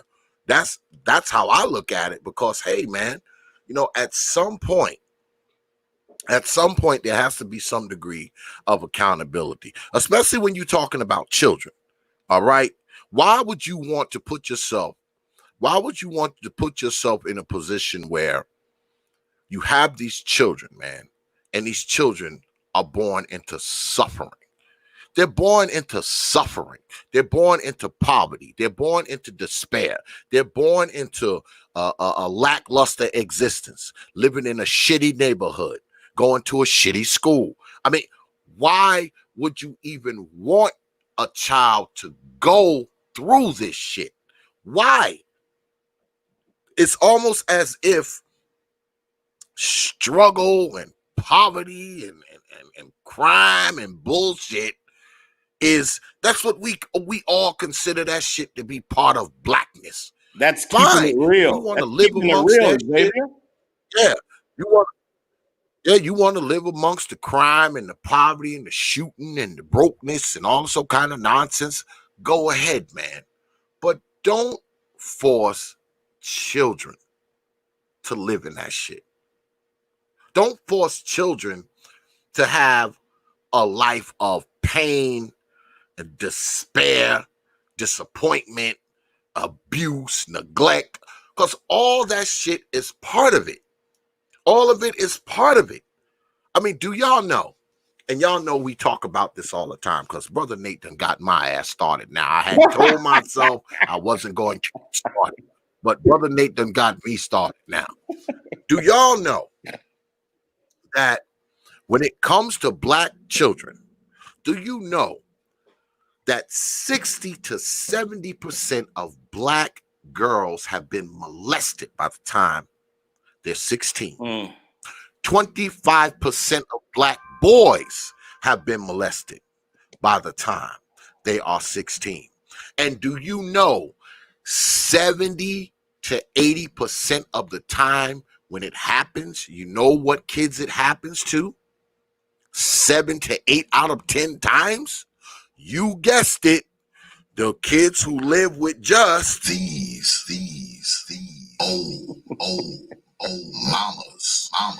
mamas.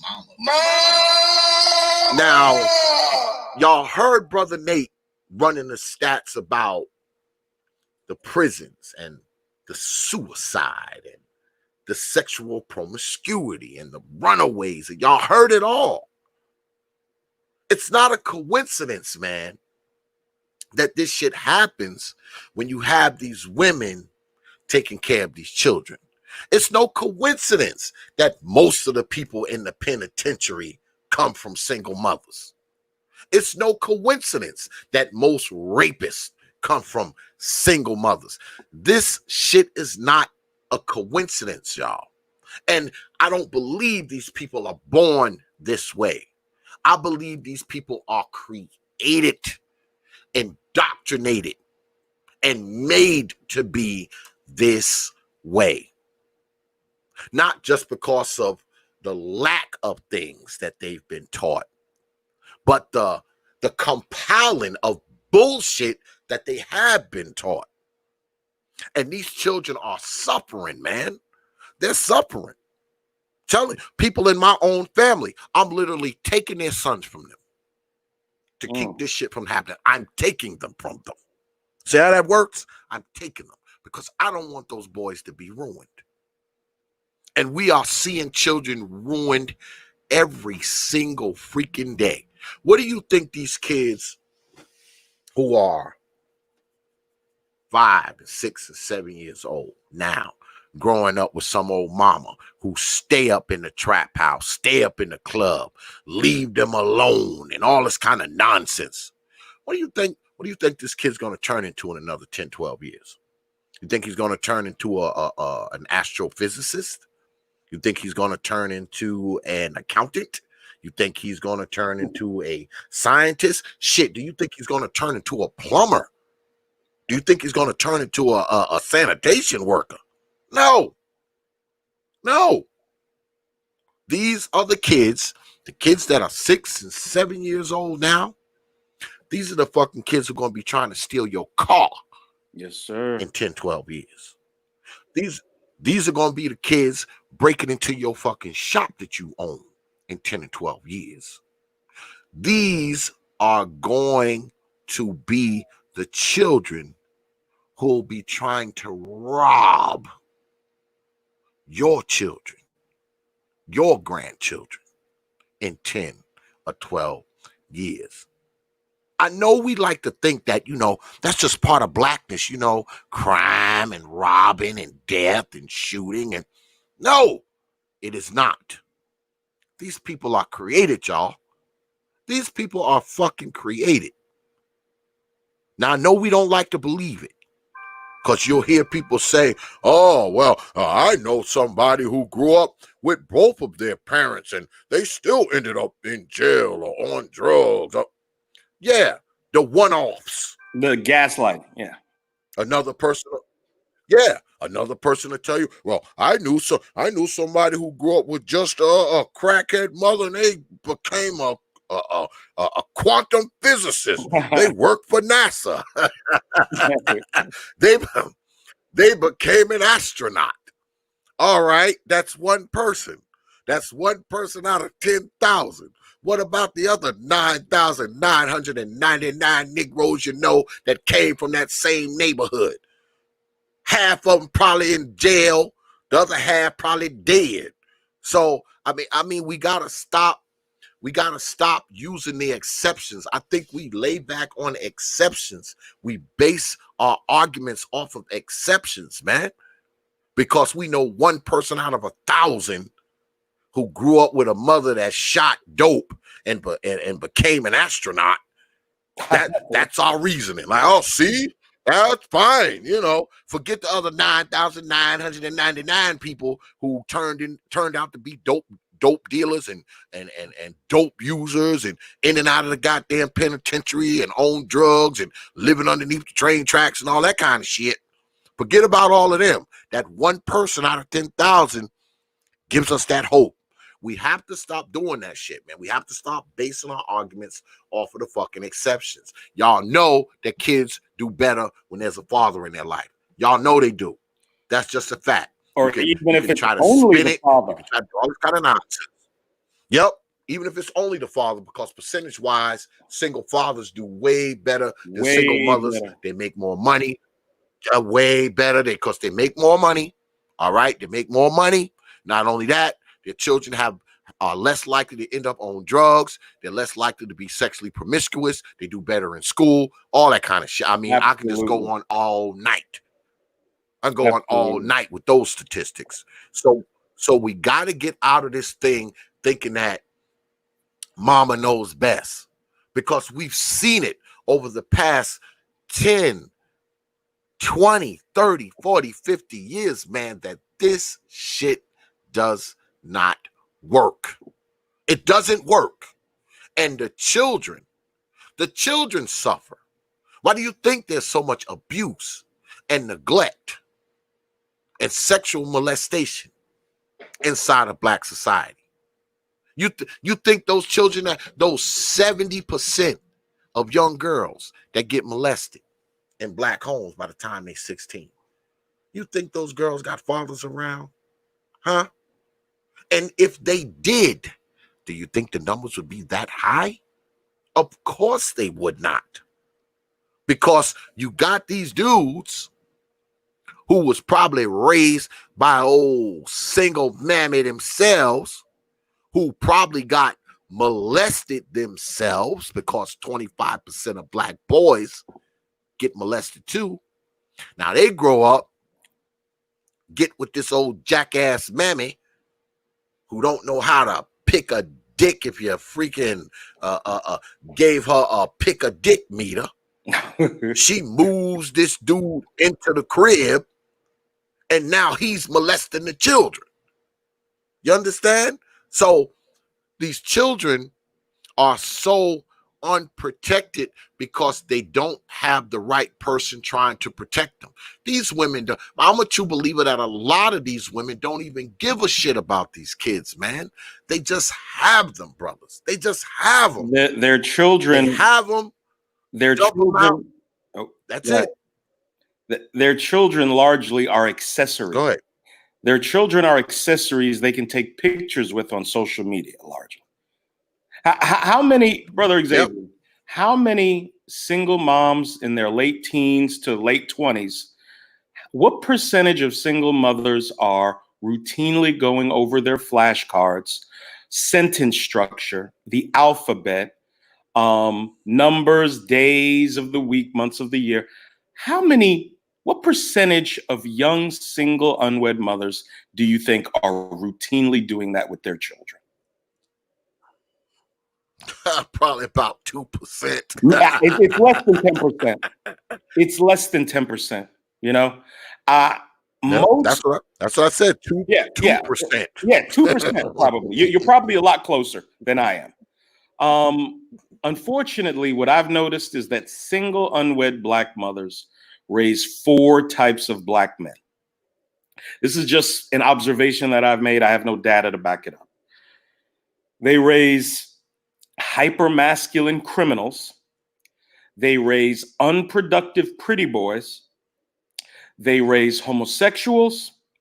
And they raise decent, hardworking Black men that are trying to figure their way through life. Now, 75% of the men they raise add absolutely no value to the Black community. 3 out of 4. I can't give you percentages, which one is predominant over the others, but those are the 4 types of Black men that I've seen for a couple of decades now in the Black community. You get the occasional decent brother that's trying to do the right thing, and the other 3 is either a criminal, is a homosexual, or he's some guy living with some overweight single mom eating up all the children's Rice Krispie treats, you know? And unfortunately, this is Black America, folks. This is the majority of Black America. Yeah. And until Black women realize that you're supposed to be listening to me, a man who genuinely cares about you and has the capacity to give you proper guidance, we are the ones you're supposed to be listening to. You've listened to everybody else for the past 50 years, and look where it's got you. You know? Yep. Well, see, Nate is nice. He actually gives a shit about you hoes. See, me, I don't.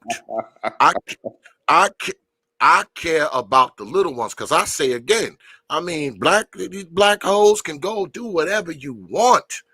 Do whatever you want. Run and rip and slang your old funk box around. Do whatever you want. All right? You're an adult.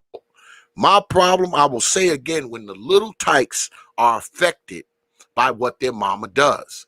Because the little tykes are affected when you dragging men in and out of the house. The little tykes are affected when you keep having them, and your ass broke. The little tykes are affected when your ass done had these kids and now you can't grow up and you still want to be in the club. You still want to be in the trap house. You still want to be in the bar. See, the little ones are affected by your actions. I mean, if you want to, I know a girl, right? I ain't going to say her name because I don't want to blow her up, but her and her husband had 2 kids, right? Now, they were married. They got married, and, you know, they were married for, I think, 17 years, I believe they were married. And, you know, the kids are teenagers now. You know, they're like 15 and 14 and all of that. But they decided to split. They decided to split up. So you know what she did? She said, you know, the kids are teenagers. They don't need me as much. They can live with you. All right? They can live with you because their father's my boy. They can live with you. And, you know, she went off and, you know, she moved somewhere else.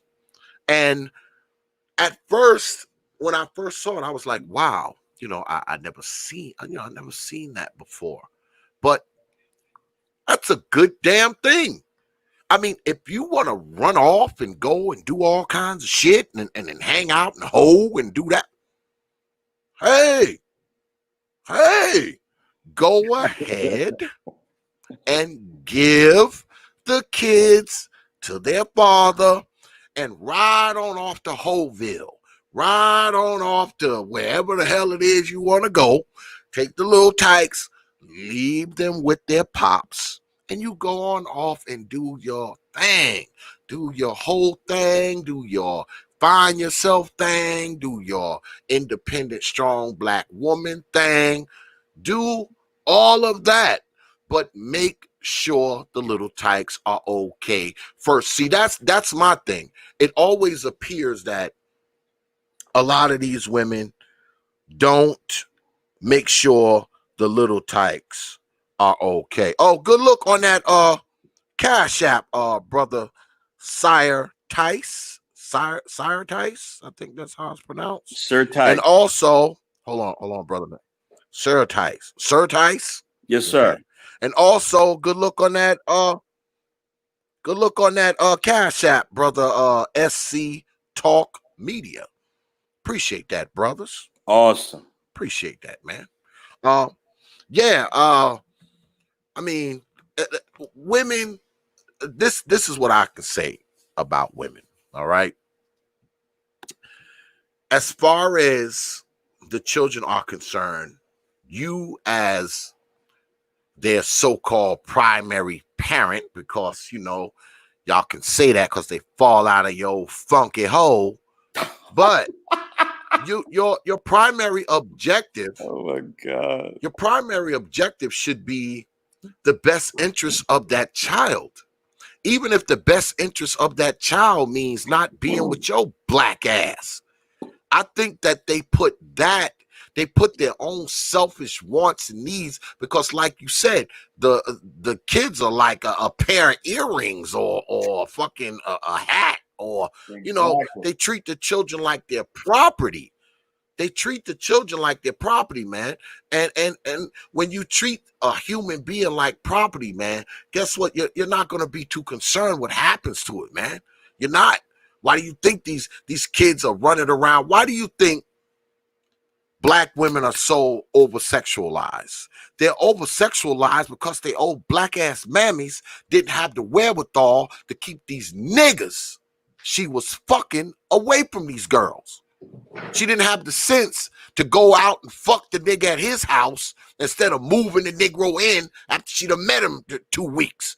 She met him in 13 days, and now he lives in the crib. He's moving in with his damn Xbox and his fitted caps and his fucking Jordans and shit. He's moving into the crib now, and she's only known him 2 weeks. This is why these girls are so over-sexualized. This is why these girls are so promiscuous. This is why these girls are popping up with babies when they're 13 and 14 and 15. You know why? Because they never learned. They never learned any control of their sexuality. They never learned any sexual discipline. They never learned any physical discipline, any mental discipline, any emotional discipline from their old black ass mama, because she didn't have any. She didn't have any. You can't teach people a language that you don't speak. Let me say that again. You cannot teach people a language that you do not speak. And these children suffer because, like the title of this show says, they are the most unprotected people on this planet.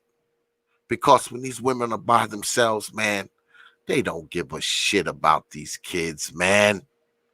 They don't care. Absolutely. They'll pretend to care if the father's in the kid's life. Yeah, they'll kind of, they gotta kind of pretend if the father's around. But boy, once that father gone, that's it. The charade is over. I don't give a shit about you. You look just like your black ass daddy. You act like him too. How many times your brothers heard that if you've been raised by old single baby mama? She doesn't give a shit, man. She'll have more of you and more of you and more of you and more of you and more of you to neglect, more of you to abuse, more of you to leave home. You got the 9-year-old watching the 7-year-old, the 5-year-old, the 4-year-old, the 2-year-old, and the 1-year-old. The 9-year-old's in charge. Why? Because mom at the trap house trying to get another one in her damn gut. I mean, I know this stuff is hard to hear, brothers. I know this stuff is hard to hear, and y'all have been listening to me talk this shit for years. And I mean it, because I know a lot of y'all brothers out there who listen to me. I knew y'all grew up in this shit. I knew y'all grew up with the abuse. I knew y'all grew up with the beatings, the mistreatments. I knew you grew up being left home by yourselves. The neglect. I knew you grew up days you couldn't eat. Yep, the neglect. Your mama done left you home for 2 and 3 days. I knew you grew up with 5 and 6 of y'all sleeping in one goddamn bed while she took the fucking bullshit welfare money that she got, and instead of paying the light bill, she went off and smoked it up, and y'all in the dark and using candles and eating bullshit that you done got from the neighbors. I know a lot of you came up in that shit, man. Damn, Xavier. And I want you to understand that it wasn't your fault. Because I know a lot of y'all grew up thinking it was your fault why things were that way. It wasn't your fault, brothers. You were a child. And when you are a child, you don't have no control over where you live, the clothes you wear, how you eat, whether or not you got a bed. None of that shit is under your control, man. It's under hers. Why you think you lacked it? Why do you think you lacked it so much? It's under her control, man. And I want you brothers to be free. I want to free you brothers, man, because I know you was unprotected. I grew up with people who were unprotected. I grew up with brothers who used to have to come and stay at my house because their mother would leave and be gone for days at a time with no power in the fucking house. God damn. And I would have to give them shoes, clothes. They would eat with us. They would bathe at our house. All of that shit. I grew up around guys like this, man. God I grew damn. up around guys like this. I grew up around guys who got abused and beat and had belt buckle marks and burn marks and shit on their arms and legs and backs. I grew up, I knew these dudes. I went to school with these guys. Because see, me, I was one of the few people that I knew that actually had a father, that actually lived with their father, had a father in the house. And it was crazy, not to go too much off the subject, but those of us who actually had fathers, motherfuckers made fun of us. Oh man, you got a father. You gotta do chores. Motherfuckers made fun of us that we actually had a father. It was a joke. Because, you know, my dad, he ain't play no games. He was like a silverback gorilla. You know, he expected you to have that grass cut, garbage out. We had animals, had to feed the animals, all kind of bullshit.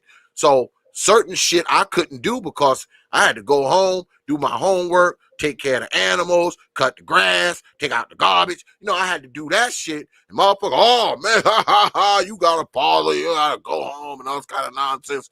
But you know where most of those motherfuckers are that laughed and made fun of me about having a father? Most of the motherfuckers in prison. Some of them dead.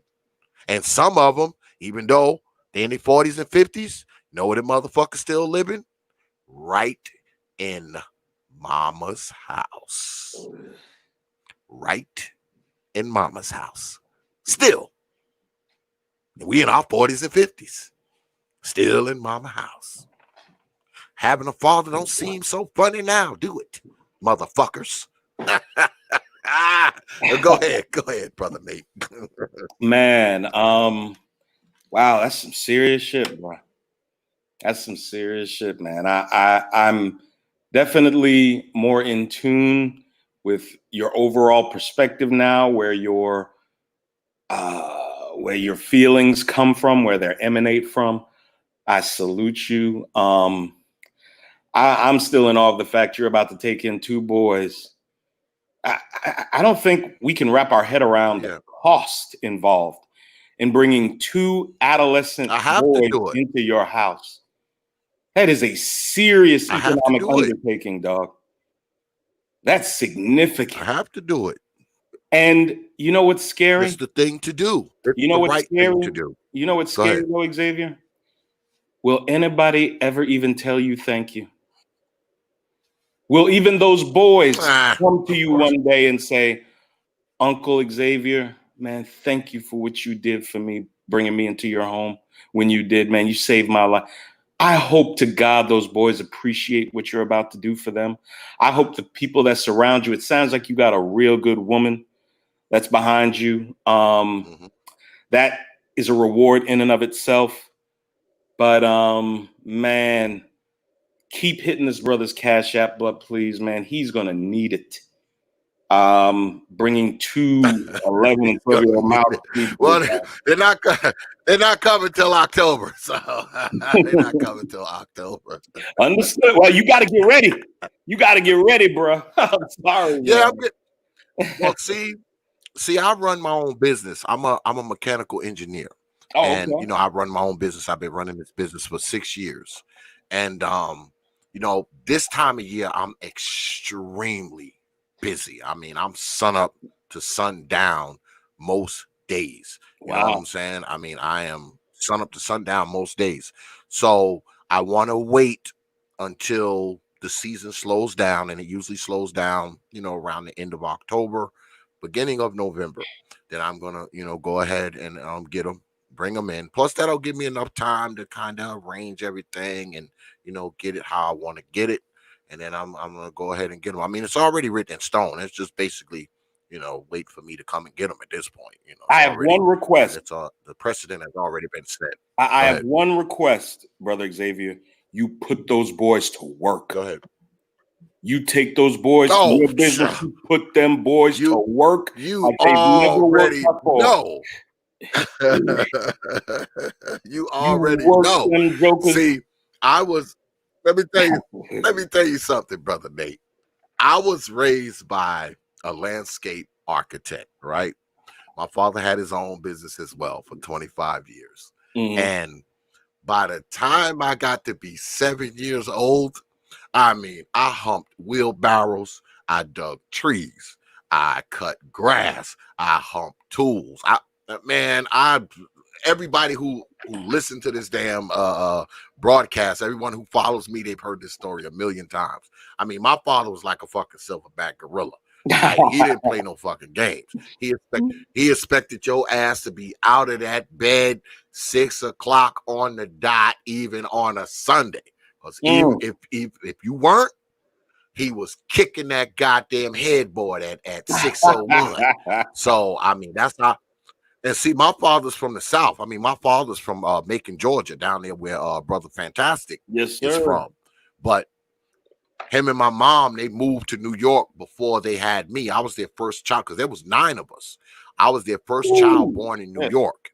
And even though we lived in New York, we lived in the rural part of New York, in the burbs. We didn't live in the city. So we had a big ass yard. And let me tell you something. We was living just like we was down south. We had ducks, we had chickens, we had rabbits, we had a fucking goat one time. Goddamn, my father had hunting dogs. We had the regular family dog. And guess who had to take care of all the motherfuckers? I had to take care of the chickens, the goats, the rabbits, the ducks, They had a fucking huge ass garden that I used to have to tend and shit. Man, I've been working all my goddamn life. I tell people that shit all the time. By the time I was 11 years old, 12 years old, because I used to drive my father's dump truck, man, because, I was tall. I was a tall kid. So 12 years old, I could drive a dump truck. I could operate a bulldozer, forklift, payloader, backhoe, because my father had all that shit. He had all that shit. So by the time I was 12 years old, man, I'd be out that motherfucker using the backhoe to fucking dig trenches, using the bulldozer to fucking plow land and level it out, using the fucking payloader to load stone and shit on the back of the dump truck. I was doing that shit when I was like 11, 12 years old, man. So trust me, they come to work for me, they gonna get it. They gonna have some skills. When they leave my house, when they leave my house, man, they got some skills. They're gonna be skilled fucking tradesmen like a motherfucker. They're gonna know how to do all kinds of shit. All kinds of shit, because they're gonna be in that shop. They're gonna be doing shit around the house. Be doing all kinds of shit. Trust me. Put them behind the wheel of a truck once they fucking get old enough. All that's happening. I done already explained this because I'll talk to my nephew and my grandson. I've told him, like, look here, come live with me. Ain't gonna be like living with mama. Your world is going to change dramatically. Yes, sir. It's going to change dramatically, but it's all for your good, son. It's all for your good. And you'll see it. Absolutely. It ain't gonna be easy, but it is going to be beneficial. Yeah, I'll talk to them. They already know the deal. They with it. They want to come. So just waiting. That's it. Wait till my season slow down and make a few more arrangements.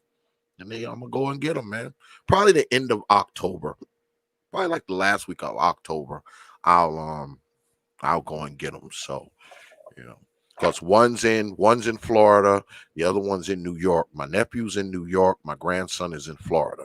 So I gotta figure out the logistics. I may not be able to get both of them at the same time. I'm thinking about, because my son said that he would come, with my nephew, because that's his cousin. He said that he would come with him, like bring him. My son said he would bring him, to get on a plane. He'll come and, hang out with me for a couple days, ride with him on the plane. And then, he'll just go back to New York. He said he's thinking about doing that, which would be nice. If he brings them to me, that would be nice, because that would save me a trip, because I have to go to Florida to get my grandson. So the least they could damn do. That's where we at. So I have to figure out the logistics of it, and I probably can't get them both at the same time, but I'm going to get them during the same week. It's going to be that particular week that I'm going to set aside, even if it means I have to drive to Florida or whatever. I'm trying not to drive to New York. I'm trying to stay the fuck out of New York, but I'm thinking about going ahead driving to Florida, because I'm already in North Carolina. So, I'll take a nice drive to New York, then fuck with the peeps for a couple days, and then, drive on back with my grandson, and hopefully my nephew, he can come, with my son when my son comes to see me. So we'll see, man. That is awesome, bro. Congratulations. We'll see how it goes, man. Salute, man. So that's what I got going on right now, man. And my wife, she don't have a problem with it, because the kids are grown. My kids are adults now. My baby is 22. So, I don't have any little children. Gotcha. All my children are adults. So, it's not even like I have to, like I said, my wife, she don't, she's with it. She wouldn't, she wouldn't go against anything like that anyway. I mean, shit. Nah, she would. That's a rider, dog. I say that kind of shit. That's a rider, man. Yeah, she's all for it. Yeah, she's all for it. She'll be happy to have kids in the house again anyway. So, wow, that is awesome. Plus, man. my wife's a better cook than they damn mammy. So, yeah, come here and get some real food. Wow, wow. Did anybody want to come up and ask any questions, or did you want to open things? Did anybody want to anybody have any questions? That's up to you. Oh, you can open it up. Of honor tonight. If somebody wants to come up, me to open it up, I'll open it up. If you want to, absolutely go ahead and open it up. If anybody has any questions, comes up. If not, we can wrap it up. No problem. I know some brothers want to come up, man. I'm telling you, brother Nate, man, it's time for you to start your channel, man. Time for you to start your channel, brother. I know, man. I know. It's time, man. I understand, bro. The brothers need this kind of shit, man. The brothers need this kind of shit, man. They need it in their ear, man. They need it. Yes, sir. They need this shit. Because there's not enough of us talking about it. There's not enough of us discussing this kind of stuff. I mean, because let's be honest, man, and I hate to use a old saying that everybody use, but the children are the future, man. We often talk about the future of Black society. Who the fuck do you think the future is, man? It ain't fucking me. I'm an old man, god damn it. I represent the past. I don't represent the future. Them little tykes are the future of black society. If y'all didn't know that, they are the future of black society, folks. So if you're talking about the future of black society, you're talking about these children who lack protection, these children who have no guidance, these children who have just kind of fell out of old funk box and just kind of exist. And every now and then she may, throw him a meal on the table, or, buy him a pair of sneakers once a year or some shit. I mean, what's good with it, brother Cool J? Hey, what's going on, brother X? What's going on, little big Nate? How y'all doing? What's up, bro? All right. Man, What you got for us, man? I know you got something. man, I want to say thank you to both of you. And shout out to you, both of y'all. You all dropped like a lot of knowledge up here, man, on, you know, how we're supposed to be productive as real men, in this society. And we need more people like you all. We need more men like you all, especially in the black community. Like the way it is right now, it's just a total disaster, because no one is really leading at all. Like no one at all. And we need more men to step up and, be productive and set the example for the future descendants coming up. So man, I got enough like little respect for you guys. Oh wow, man. Well, I appreciate it. I know we're communicating now, and hopefully I'll be on your channel soon too. Um, Black women have been led to believe they can lead. We see how well they've done in leading their lives. Black men have been largely conditioned to follow Black women wherever they go. There is literally no reason to vote the way we do. And every year, to the tune of 90%, we vote for one political party. I'm not saying the other political party is the answer, but everything we follow in the footsteps of Black women. And there's a certain contingency of Black men that can lead, that can give proper guidance to Black women, to younger Black men, that can head up their households, that can do all the things that men are supposed to do. 61% of Black men are in the middle class. This flies in the face that the majority of us are unemployed or underemployed or unmotivated to do anything with our lives. It's just lies. These women have been fed and have no problem repeating this litany of lies about us. And for the brothers that just want to walk away, I say, I understand, man. I understand. How long can you tell me that I'm a piece of shit before I just say goodbye to you? So Right. more and more Black men are dating outside of the Black race. And I can't fault those brothers for it. It's not particularly my thing. I prefer Black women. I like Latino women. But I do not have any problem with a brother that goes on about his business and does what he wants to do in this type of environment. There is no reason for any family-oriented, competent, hardworking Black man to be sifting through this pile of rubble looking for a decent Black American woman. There are decent, beautiful, feminine Black women in the diaspora. There are women of color all over the place, the Dominican, Puerto Rico, all throughout Colombia, Brazil, the continent of Africa. I mean, there are beautiful women of color everywhere.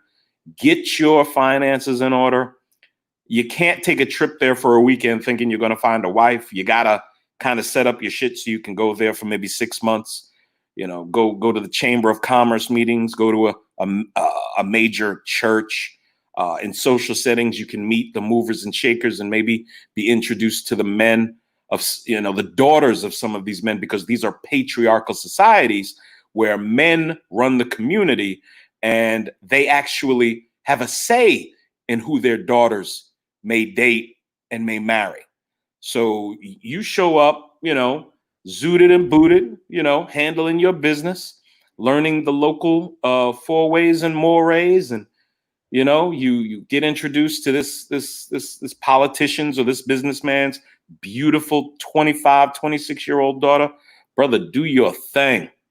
Do your motherfucking thing, dog. Do what's best for you. As a thinking, hardworking, productive black man, you do what's best for you, brother. Don't worry about don't worry about none of that shit. The community that wants to be saved and wants proper guidance, they're going to come find us. They're going to find the men that exist across the manosphere. All right, just keep your head down, do your work, learn. Don't you dare for a fucking minute believe that America's just full of a bunch of racists and you could never get anything done. You'll never accomplish anything. One of the worst aspects of black manhood in America is we are defeatist. We literally think we can't do anything. We've been so conditioned by our mothers and the losers that surround our lives that we can't do anything. When people come here with $15 in their fucking pocket and 10 years later, they own a roofing company with 15 employees. Don't you give me that bullshit. And a lot of the people that come here and do that, they're just as brown skinned as we are. So it's a bunch of bullshit, dog. Keep your head down, keep grinding. Don't wait for the unity of black people. Unify with like-minded men. That's all you got to do. 5 or 6 of you could change the fucking world. That's what I got. Oh yeah. And don't let people try to define what fucking community is, man. That's what pisses me off too.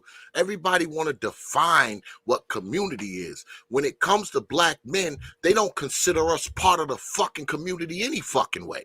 When they talking about the fucking community, who they talking about is hoes and kids. They're not talking about us anyway. So don't let these fucking people try to define what community is for you. You define what your damn community is. Don't listen to these goddamn fools who don't want you to be part of the community until your ass is either in need to come in and mentor they bastards, or laying with your brains blown out in the fucking middle of the road. Wow. That's when they consider you a part of the community. Yes, when you laying fucking prone out with half your head shot off in the fucking street. Now they consider you part of the community. Now that you're dead and can't have any say over it. But when you're alive, they don't want you to be part of the community. They don't want you to have any say over what goes on. All right? It's all about mama being the backbone of the community. It's all about the fucking strong, independent, black ass hoes. That's what it's about. You are part of the community when you're laying on the community street with your head full of a cop's bullets. Now you're part of the community. See how that works? For that short time that you're laying in the street till they carry your ass to the mortuary, to the coroner shop. You're part of the community from the time your ass laying in the street up until the time you're hauled off in the coroner's wagon. And now they marching up and down talking about how you was part of the community. Now that you're not there. Notice how you never hear them talk about you being part of the community while you're living in it. Notice you have to die in it first before you're considered part of it. Your brothers better be listening. You better listen. Because if you think these hoes care about you, you are insane. You're insane. You think they give a shit about you, man. Go ahead. They really don't, man, at all. You know, a lot of them are dysfunctional, and how the black community is, or so-called black community now, is it's matriarchy. You know, as a lot of us logical thinking men, brothers know, and they really, I think, from what I've seen, like a lot of illogical, sisters, is that they don't want, real men to come in and just be the leader of the homes. Just all out dysfunctional. And when you talk about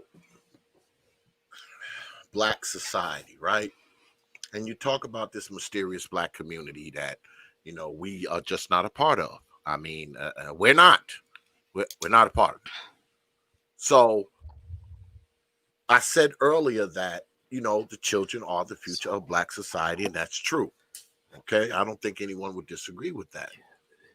But the crazy thing to me is that when it comes to the quote unquote future of Black society, it seems like the men are more focused on the children than the women are. Because when you got a Black father in your life, man, you got the best goddamn father there is. All right. And that's according to, you know, the white man's data, you know, from the CDC.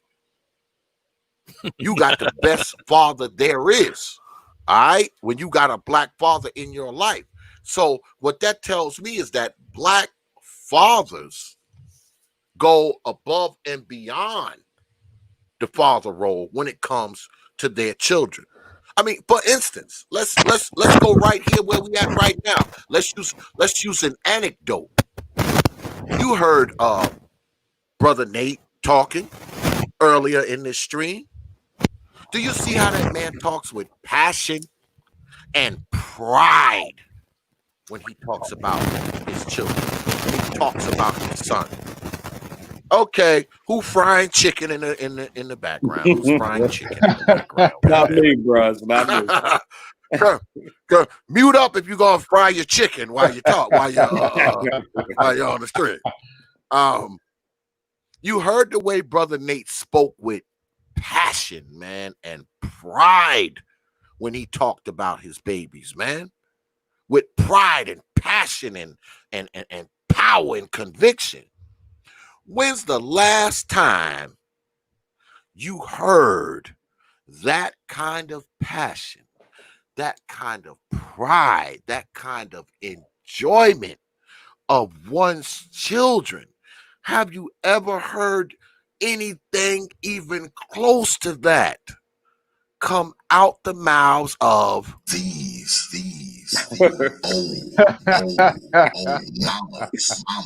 mamas. Please, will somebody tell me the time that you have heard one of these freaking women get on this goddamn internet and talk with the pride that this man spoke with? He reminds me of Jay Shine. Y'all all know who my man Jay Shine is, my brother Jay Shine. He in Germany now. When he talks about his daughter, because he's had custody of his daughter ever since she was about 1 year old too. And I think she's 16 now. Yeah, I think she's 15 or 16 now. When he talks about her, man, he talks about her with so much pride, man. Just, you know, just the way he talks about it reminds me of Nate. Do you ever hear these hoes talk about their kids like that? Ever? Name me one fucking woman that you hear talks about her kids the way these brothers talk about theirs. Please, somebody. I can't. Send me the tape if you got it. Hey, can you guys hear me? Yes, sir. Yeah. Hey, Yeah, go ahead. First of all, salute to you, Zay, for doing these. As always, you know, I appreciate you got a lot it. of you got feedback, man. Oh. You got feedback, man. Let me. You got to be still, man. Can you hear me? Moving around, man. No, I'm still. I'm sitting in my chair. Okay. And I just still, man. Don't move in the chair. I got this. Don't move. You know what? It was my chair that was creaking. Need that WD-40. No, it's all good. No. yeah. No, Zave, I appreciate you really doing these, man. They're very informative, and brothers can learn a lot from each of them, you know. So I come on when I can. Salute to you, cool gent. Then my brother, LILBIGNATE, what's good, man? You know, good, bro. As always, you bring it. I actually took some notes listening to this. I just wanted to chime on some things and get your thoughts. And you know, the brothers on the panel on this, you know, Yeah, go right ahead. Hold on a second. Brother. Sire Sir, Tice. Sir Sire Tice. I'm sorry. or Sir Sire Tice. Tice. Yeah, Oh, yeah. I had it right the first time. It's actually, God damn it! My bad. I gotta step away. I don't know. I gotta step away All right. for about 5 or 10 minutes. Y'all brothers got it, man. All right, I gotta step away and All do right. something. I'll be right back. Sure, All right, go so ahead, y'all bro. go ahead. All right, it's all good. It's one of those little double names or whatever. Is done for that deliberately. But anyways, hey Nate, so you basically said that I was looking at my notes here, what have you, and I lost my train of thought. Oh, here's what I was gonna say. So when you named the statistics, when we were last on that one Bernard Riley panel, and I had said to you about how when you say abortion, you're gonna lose the crowd here, or whatever, when you say statistics, it glosses over people's head. And you know what the number one thing that they love to retort with is the statistics don't apply to me. And then my retort to that is okay, so what are you doing differently that makes you an anomaly from the statistics? Like you said, brother, are you doing flashcards with your kid? Are you turning off that damn TV and having them read these stories or whatever? People don't even do that anymore, or generally speaking. You feel where I'm coming from? Absolutely. So another, let me finish. Let me just finish that point, then go on, then I'll go to the next one. But it's like they love to discount the statistics, but they ain't doing shit that doesn't make them any more difference in the sample size. Go ahead. My problem with the quote unquote good Black women is that they're silent. We all know the sentiment coming from female American Black culture. Black men are inconsequential, they're garbage, we're smarter than them, we're more accomplished than them. I'm the mama, I'm the daddy, I'm a boss bitch, I'm a bad bitch. We all hear this constantly coming from Black American women. Now, there'll be a group of Black American women who say, well, I don't say those things. I don't feel that way. But the only problem is that I never hear you challenge that sentiment. I have a saying, your silence is your cosign.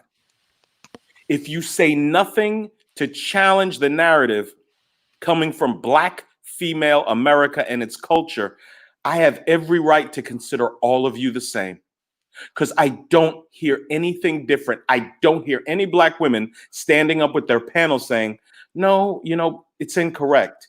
Number one, I'm a Black woman and I don't think it's okay to be a beast. I'm a Black woman. I am very particular with any man that I let come anywhere near me. I don't believe in this hot girl summer and live your best life bullshit.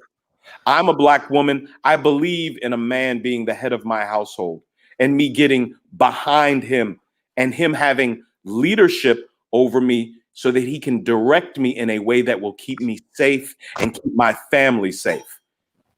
Cool, you literally can't point to a panel where you'll hear Black women say that. And as long as I can't hear Black women say that, I'm going to assume you're all the same. That's what I'm going to do. Cool, Jen, you got a reply to that? Or because I do, but I don't want to supersede you. Oh no, you brothers going ahead, man. I'm listening. I was just putting up something together. Okay, it's all good. Brother, where do you think, well, this is rhetorical, Nate. Where do you think that they get most of this stuff from? I can do bad by myself, or when we were coming up, because I think we're around the same age, I can do bad by myself. I don't need a man and all this. Where do you think that they got that from? You see, I'm sure you don't know. That was rhetorical. That's rhetorical. Okay, no. So here's the thing where I'm coming from. I don't think people, and I'm trying to I got some notes together to do kind of similar what you did before. I want to do something about how propaganda has really changed Black America post Roe v. Wade. Before the time, I mean, you're old enough to remember, get your ass out of the house or whatever while I'm cooking or whatever, or maybe not that way, but and you wanted to be outside or whatever, whereas kids are now confined inside, or you find a piece of wood and your bike and you out there for 6 hours and you experiment and you settle in differences with young boys who's going to be men, you figuring it out yourself or what have you. So what does that all have to do with my point? Here's where I'm coming from. The propaganda right now in this culture is so intense, it's unreal. Now, I grew up in the crack era, so nobody can tell me about, the streets aren't safe enough for your kids to go out. Shit. It's amazing. I was out during that time, but nonetheless, we weren't glued to TV, all this messaging. And now when you look at social media, and the danger in social media isn't the social media, it's the focused messaging. How they can target, just by your algorithm, how they can target content that gets to you, exposing over sexualized content to kids and all this stuff. Keeping mothers distracted. I'm not saying that they can't put that away. I'm just simply saying a lot of women, we've all heard the expression, women seek security and comfort, men seek out adventure and challenges. We've all heard a variation of that expression. So they're just kind of they're just basically being processionary snails, if you will, for lack of a better term. They're following all the messaging. The problem is that the culture has been so decimated, where the fact that there's I shouldn't say no men, figuratively, there's no men around, to whereas they want to listen to it. Well, I can be just as strong as a man. Well, sweetheart, your power in you as a woman is your femininity. Not in being a goddamn a goddamn fake ass man and shit or what have you. And then next thing you know, when they're in their 30s, why they wonder why they taking depressants and drinking wine all night and shit, while they're fucking batshit crazy. But that's because you're following I don't watch TV anymore, but that's because you're following Empire. That's because you're following these the show where they throw over the tables, that reality show. Thank you. Thank you. And brother Cool Gent, let me say this clear. Let me make this clear. It ain't just the ratchet hoes. Those are ratchet hoes. No. From the ratchet hose, or what BGS call them, the 87 or 85 octanes, whatever the fuck, the lowest octane, to the 92s. I shouldn't say the bulk of them watch that they consume the same content, the same garbage, to whereas a chick told me, how'd you make that egg salad? I'm like, wait a minute, what the fuck did you just say? You can't make an egg salad? You put 2 eggs in water and you boil them. Done. No, I'm just. Or that's real talk, man. Or fuck it. You go to YouTube, how to make an egg salad. You go to YouTube to figure out how to cover up what you think your big ass nose is. You go to YouTube to figure out, how do I get my makeup darker or this way to where I put my filter on? You see what I'm saying? So when people know. That's why I don't like that ignorance being used as an example. Let me say one more thing on this as it relates to kids. People are like, well, one excuse, because I'm all about taking away the excuses. Nate, nobody gave you an instruction manual. I've heard you say this example repeatedly, and it's out of passion or whatever, so it's not knocking you or whatever. Nobody gave you an instruction manual on how to fucking braid hair. I couldn't tell you if you had a gun at my head, I'd be like, well, shit, I'm just a dead motherfucker and shit. But you figured it out, whether you asked somebody, whatever. How you did it is not important. The fact is that you figured out a way, and that's kind of what I see in your tone. But let's just dial this back. Go back to the point about and any of you gentlemen are free to about how influential in this propaganda. I mean, let me add one more thing. Every female, I shouldn't say every, most females, they got 1 trillion selfies in their damn phone, but they don't know who their kid's professor is or kid's teacher is, or don't have a single contact into that. They don't know who their kid's father is. Exactly. And that's why this whole society is going down, man, especially in this so-called, black community, which black community we know is like pretty much done. Stateside black community. I always like to make that distinction. Yeah. Yeah. So now it's like, they don't. This is another thing I want to ask too. A lot of those, sisters is like, who are y'all influencers out here? Like, who do you all have to look up to? Especially with the younger, ladies, coming up. Who are they looking up to now? Because all we see, like what you're saying, is like, the love and hip hop, all these fake, mainstream television shows, which I don't watch myself either, though, man. Like, it's nothing. I gotta steal one of Nate's jokes here. Well, Meg Thee Stallion is more than willing to go to the Kennedy's 4th of July picnic. Right. I mean, what are you talking about?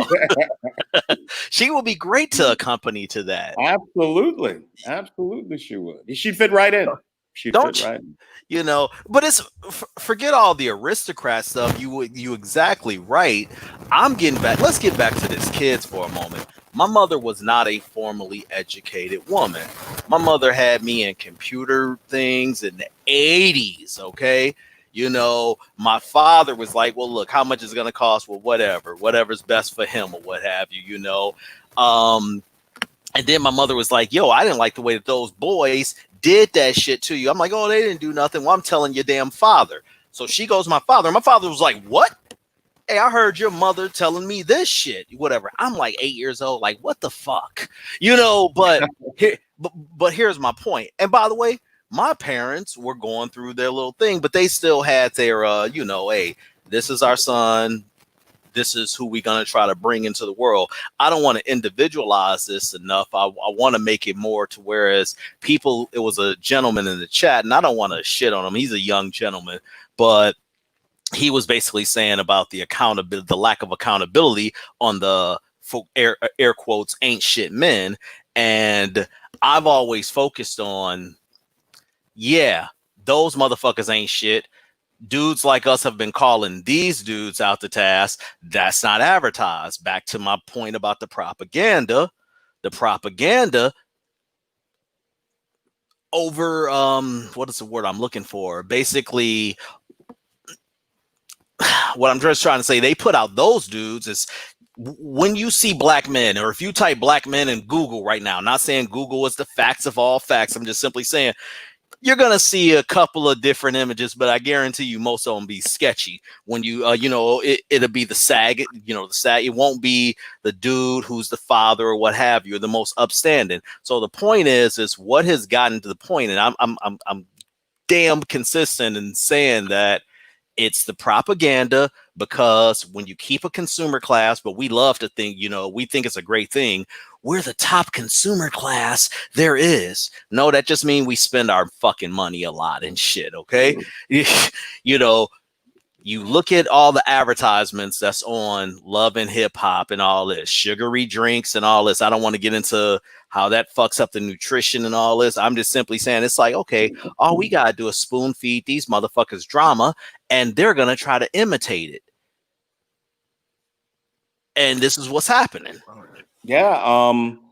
Black women, and you've heard this if you've been listening to different channels on the manosphere, are the Bro, I'm 5 years. I'm 5 years in.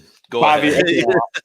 I'm about 2 years in, and it's a regular occurrence. You hear somebody say that Black American women consume more media than any other group of people in this country. Any other group, Black women do. Black women get their marching orders from the likes of Cardi B, Nicki Minaj. Pause, Megan Thee Stallion. Pause, sir. I know you're the guest. I got to ask you a direct question. No, because you have a special you have a special insight that you touched on. And I'd like for you to more or less go on that. As someone who evaluates auto damages and figures out what has caused shit, or figure out this is some bullshit. There's no way that from this angle or whatever, you know, that this happened. So give me the real story. I remember just to give to the audience, one time Nate had said, I can't tell you how many crash scenes I've been to where I'm filling out the report, and because the female gave the boyfriend her car, it's boyfriend's or a girlfriend's car, boyfriend was driving. But you have even more insight into these influences because you look in their cars. You've seen it. So going, you know, you see all the bullshit. You've seen the 2 o'clock wrecks or whatever. You're like, well, wait a minute. I had to get home to my 5-year-old at 3 o'clock in the morning. So that means you were at the club. I'm sure you got some insights into this. Oh, sure. Unfortunately, many of these women's lives are just, they're complete chaos. They have no priorities in life. Their priorities change from day to day. Most people have set priorities in their life. You know, I got to work. I got to pay my bills. I work so I can pay my bills and keep a roof over the head of me and the people I'm responsible for. These women don't think that way. They just don't. Life is lived day to day, minute by minute, and they do whatever tickles their fancy, becomes their next priority. Well, I got to get me a man. Well, I need to get rid of this man and find me a new man. Well, I got to take some pictures with my baby on Instagram so people will know I'm a good mama. I mean, it's just their life has no direction. Sure, they may have a degree. They may have gone and gotten an education, but no one has advised them that that degree doesn't mean anything to an actual man. What matters to a man is your level of cooperation, how convivial you are, your level of submissiveness, how committed you are to maintaining the appropriate weight and maintaining your beauty. Those are the things that are important to men. But you can't get no hoes. That's what your problem is. Oh yeah, I am hoe deficient, and I'm sorry. That's what you mad about. all y'all do is talk about bitches and what y'all can't get. Why y'all hating on them dudes? That's what. Oh, by the way, I'm mimicking the dudes. By the way. I know. Okay. I'm not. It's satire. This is satire. No. I mean, this. The reason I want to hover on the propaganda point and the unprotected is because you touched on it with the whole BLM, and I think we all know that and what have you. Even Zave touched on this, but I believe even they, in my home state of Michigan, I don't live there anymore, but in my home state of Michigan, we all heard the story where the black man that was doing his job, young lady, I need you to wear a mask. I ain't wearing no motherfucking mask. Fuck you. I'm gonna get you fucked up or whatever. And now that man is transitioned on because not only did the women bring her dude or husband, whatever at the time, or whatever the dude was, she brought another dude. Now we got her son. Thank you. Oh, you know what, Zave? His name is Calvin. The guy's name is his name is Calvin Munnerlyn. And you did a stream about it. Is it I was supposed to have his widow. Yeah, it's still up. I was supposed to have his widow on last week. She hit me up and she was like, well, I don't know. I got to do all these other things. When these things happen, these people are hard to get at. I was supposed to have her on last week and she canceled on me, but I was able to get someone on the show who their son was killed by the police. So I kind of subbed that, for Calvin Munnerlyn's widow. I'm going to get her on though because I'm in contact with her. Okay. She just kind of canceled on me like at the last minute. Hey. So I had to fill it. If you look at the shows that I did last week, you'll see that I had Monteria Robinson on. And Monteria Robinson, her mother, she's the mother of Jamarion Robinson, who was shot 76 times by the police in Atlanta, Georgia. So I subbed that. I subbed that for Calvin Munnerlyn's widow because she was supposed to come on. She didn't. So I was able to get Monteria Robinson on instead. So, Nate, I know this is your show. I got to say this. Salute to you again, sir. How I originally discovered your channel was I dug out some old boxes and I found my copy of Shahrazad Ali's book, and I'm like, oh shit, here's my original copy from 1992 when I bought this shit. And then I said, you know what, let me check out these clips, and Zave got an interview with her from a couple years ago. And I'm like, okay, this is this brother. Then I saw he was connected with the Manosphere. I'm like, okay, he's cool or what have you. But then I heard you on a panel 2 or 3 weeks ago talking about that you would have these individuals on your show, but whatever real life happened with me, I completely forgot. It's only because I'm off tomorrow that I was able to sit in. But yeah, man, you're doing the Lord's work, sir. So if nobody else tells you that, I appreciate it, man. I'm trying. And far as Sister Ali goes, I mean, I know Sister Ali personally. We actually talk quite often. She's been on my program.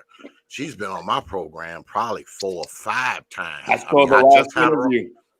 Yeah, I just had her on a few months back. Well, Well, it's it's been longer than a few months. Isn't it amazing? I don't want to digress too far from. I shouldn't say digress. I don't want to diverge too far from this, but so I'm in my late 40s. Isn't it amazing, Zave? I know you remember 1989, 1990 when that book came out. How the Geraldos, Sally Jesse Raphael's. Oh yeah. How yeah. I showed my mother that book. My mother's in her 70s and she, upstanding woman. My mother's like, nah, she said this or whatever. I said, Mom, this was recently, not from back then. I said, did you ever read the book? And she said, no. I said, so you just jump to conclusions. Here's a book that I found or whatever. And I sent it to her. And she was like, this woman damn near prophesies what all these bitches is doing right now. Absolutely she did. Absolutely, man. I met Sister Ali in I believe 2013. I met her when I was in radio because I used to work in radio. No, not with a voice like that. No.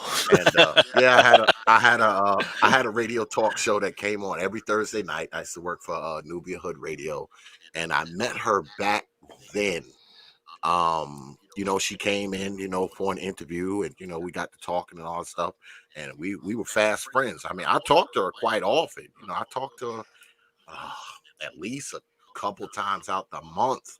I speak to her, so I mean, she'll come on whenever I ask her. I mean, all I have to do is ask her. She'll come on. No, she don't have a problem with that. But the thing is that sisters like her, it's here, Nate. I'm sure you can ramble on this. And when I say ramble, I don't mean to belittle it in saying this, but you can roll with what I'm about to say here on this. It gets back. I don't want to keep harping on this propaganda point, but I'm going to keep harping on it.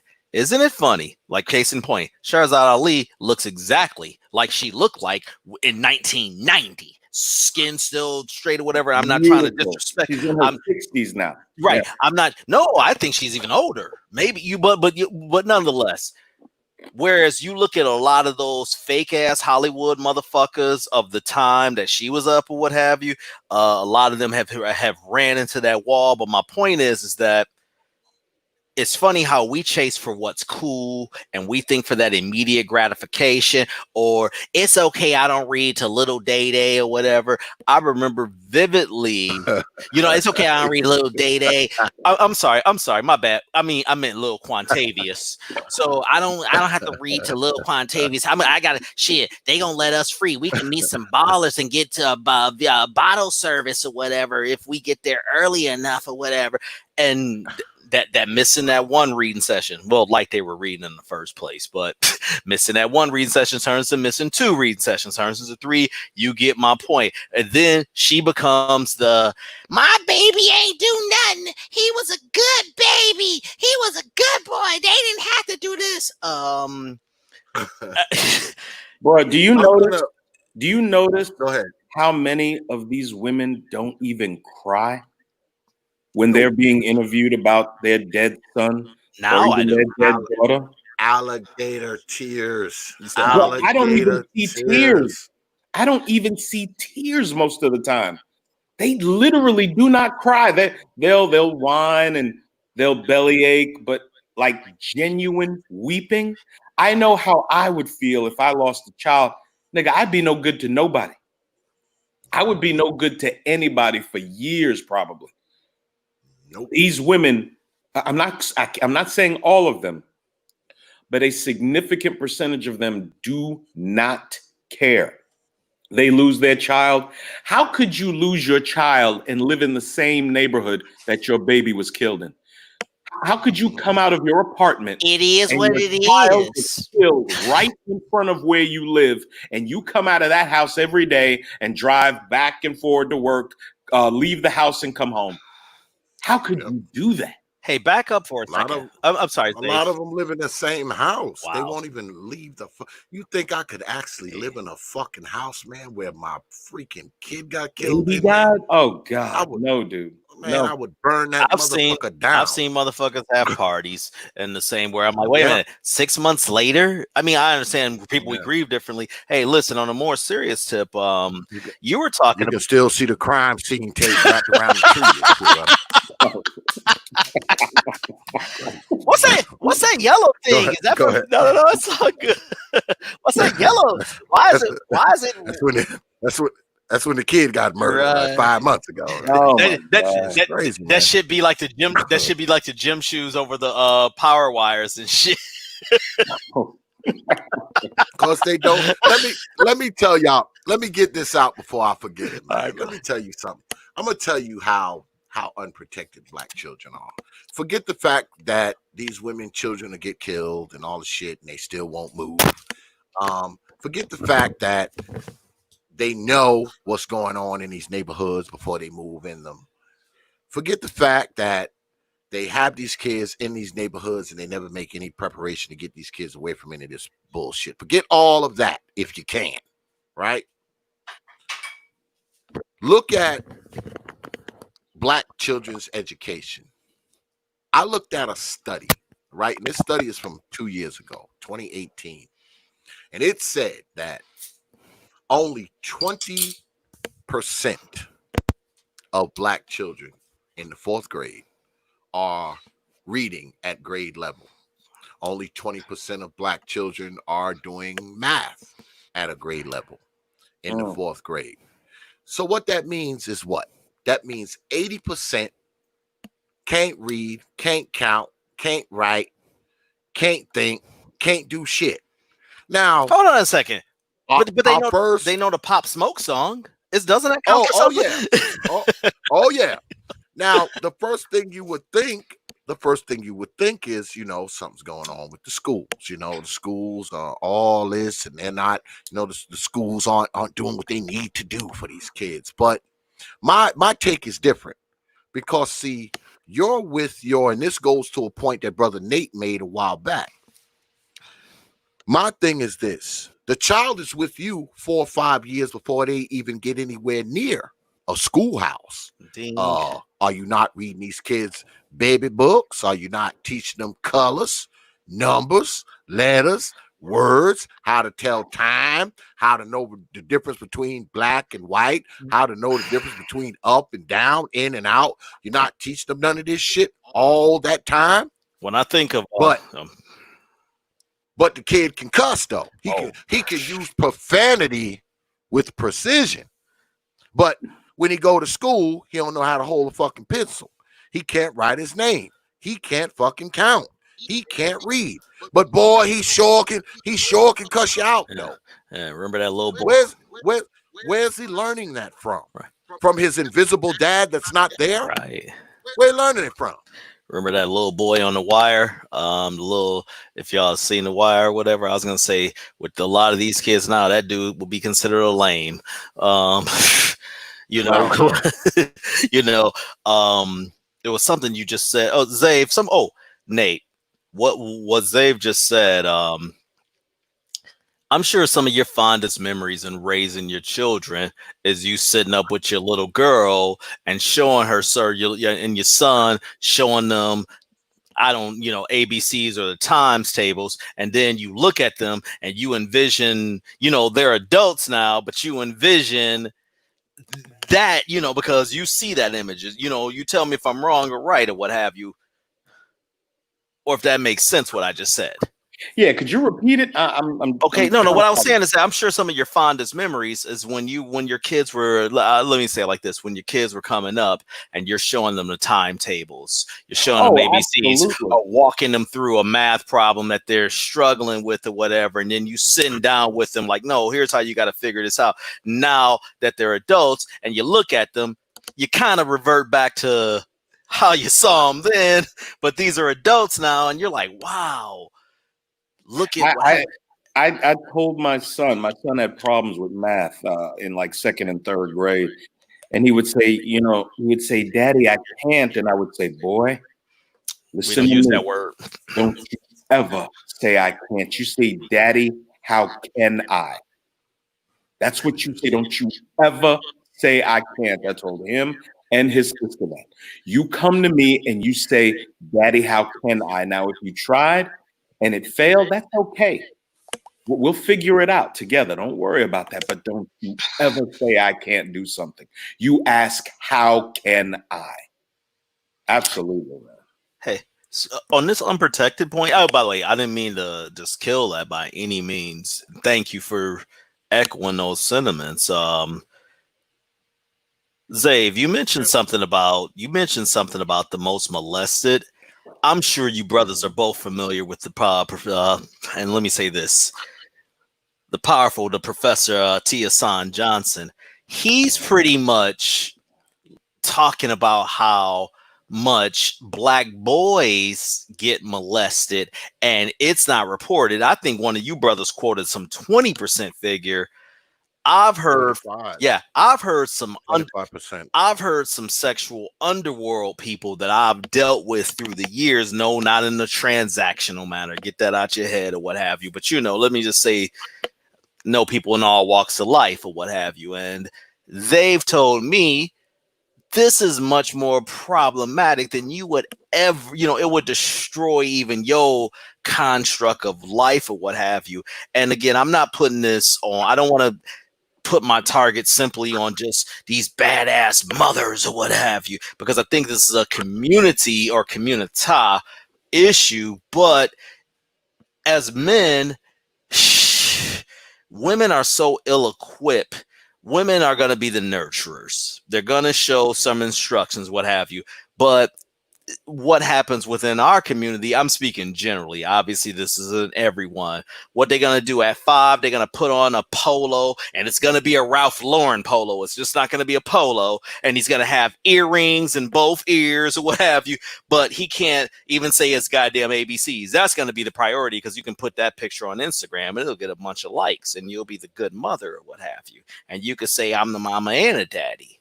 Well, they're full of crap. They're full of crap. The reason why I talk the way I talk about the molestation thing is because, number one, like I said earlier, if these kids had access, because let us be clear, the creeps, when they go out to do these things to these children, they always do it to a child who doesn't have any access to his father or grandfather or anything like that.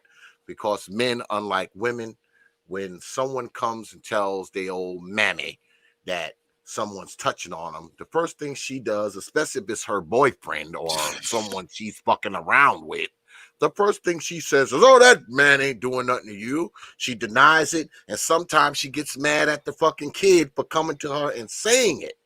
Now, let that be your father.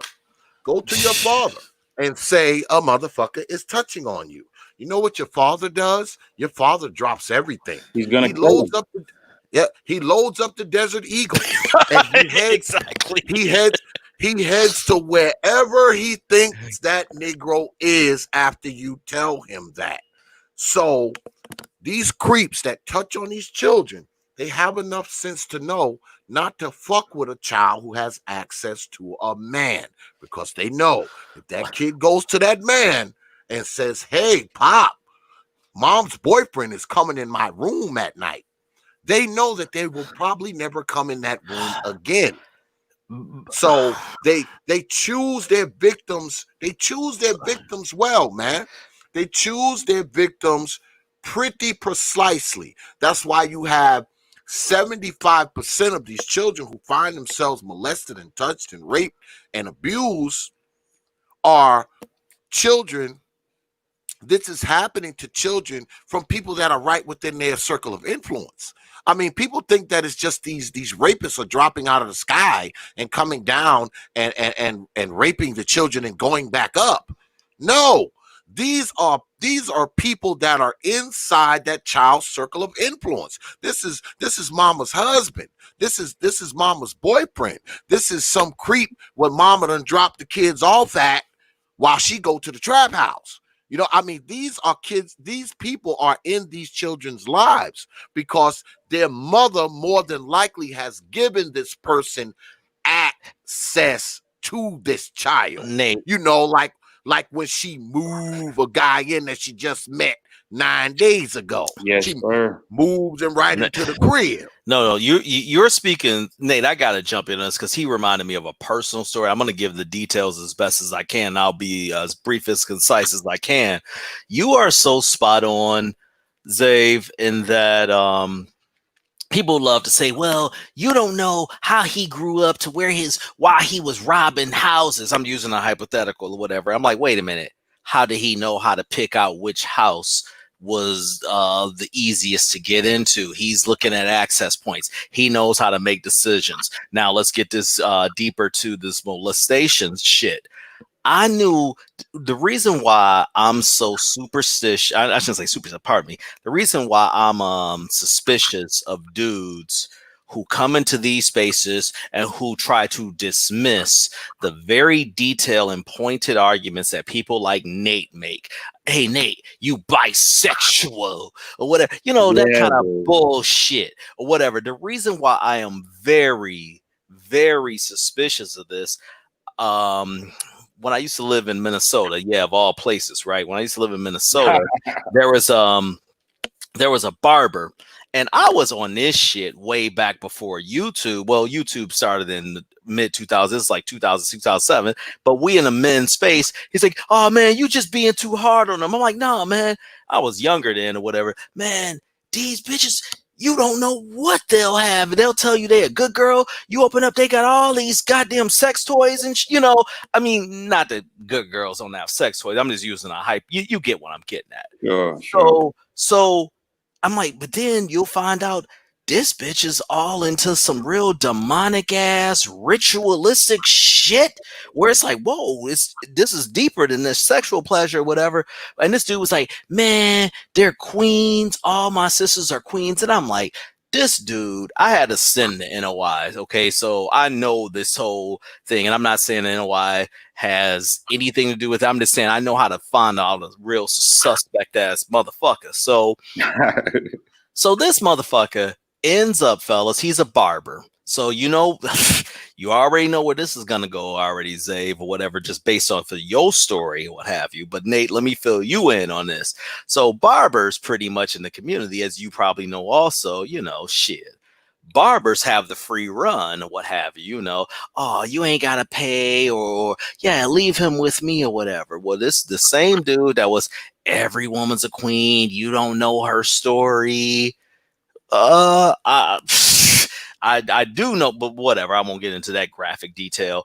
You don't know her story. Turns out this very same dude, 5 years later, when I moved away from the area, I'm looking through, because I still looked at the local paper. I looked through barber arrested for child molestation or whatever. Oh, wow. This motherfucker, y'all ready for to hear his defense? I'm a Moor, I'm sovereign, and I'm like, wow, this dude, I'm a man of God, I would never do this, she's just a liar. Well, he's now 7 years into his sentence. Oh, and he's about to be released back out into the public, you know. But the point I was just using that detailed story was this guy had a good, he's a business owner. So am I, but you know, he's a business owner. He does things for the kids and all this. Meantime, I don't believe that was his first kid, but by the way, why did he have to move in with her? Because he's a business owner. He's an upstanding kid and all this, and she let him move in, you know, and to this day, because I see it on social media, that kid just doesn't even look right or whatever. And that's in pictures. But you see what I'm getting at or what have you. And this is why I don't like these frauds who say this. We have to be able, and this is what I love about you, Zave, and said how you say it. It seems like it's for effect. It's, you know, whatever, but I get it. And we have to shock this out of, it's okay for us to say we can't censor our speech anymore, in a sense. I don't mean just call everybody bitches and all that or whatever. I don't mean like you, Zay. I'm just saying as far as, but I don't really. No, I know you don't. Really, I know. I don't really bitch them. I don't really call them. I know. No, I don't mean you. I don't mean you. I'm saying people. I'm saying. I more or less refer to them as these. I was trying to get you to do it. Thank you. I was trying to get you to do it and shit. I was like, come on, push the button. No. You know what though? You know what? Run with it, Nate. you know what's interesting? You know, we talk about molestation of children, which is a huge problem. Women talk about rape, but do you know that every day in America, men are raped way more than women? They don't include prison statistics in their rape stats. Every day, men get raped in prison. You got men getting raped that just missed a couple of child support payments. You got men that protected that got raped. Yeah. You got men being raped in prison that no one cares about. Women do not get raped that often. All this Me Too shit, all this, men are nothing but a bunch of predators. A lot of it's bullshit. A lot of Cosby's accusations were bullshit. But there is a group of people, even outside of children, who are consistently getting sexually assaulted. And it's men in prison. Men in prison get raped way more than your standard American woman does from the general public. It's just bullshit. Men in prison make every day to men in prison. There's a YouTuber. I'm sure you guys all know him. I don't want to get your channel or whatever, but he says, there's a reason why when you get arrested, it's referred to as a charge. I can get into my, what they call it now, tin hat theory off of this stuff, whatever.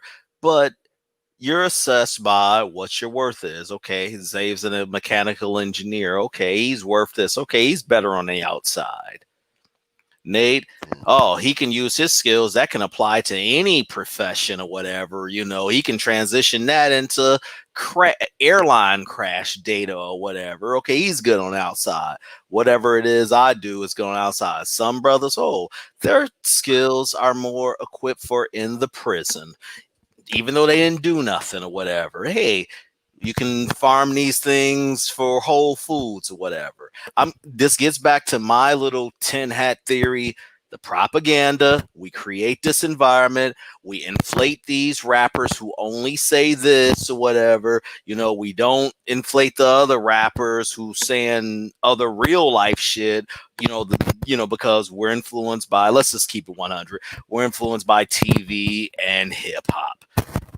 Okay, generally speaking, the modern and Instagram, pardon me, Okay, Facebook's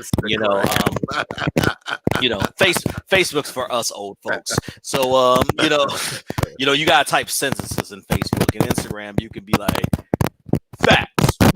But anyway, and you don't even have to spell it facts. You put literally facts, FAX. FAX, not FACTS. God damn it. So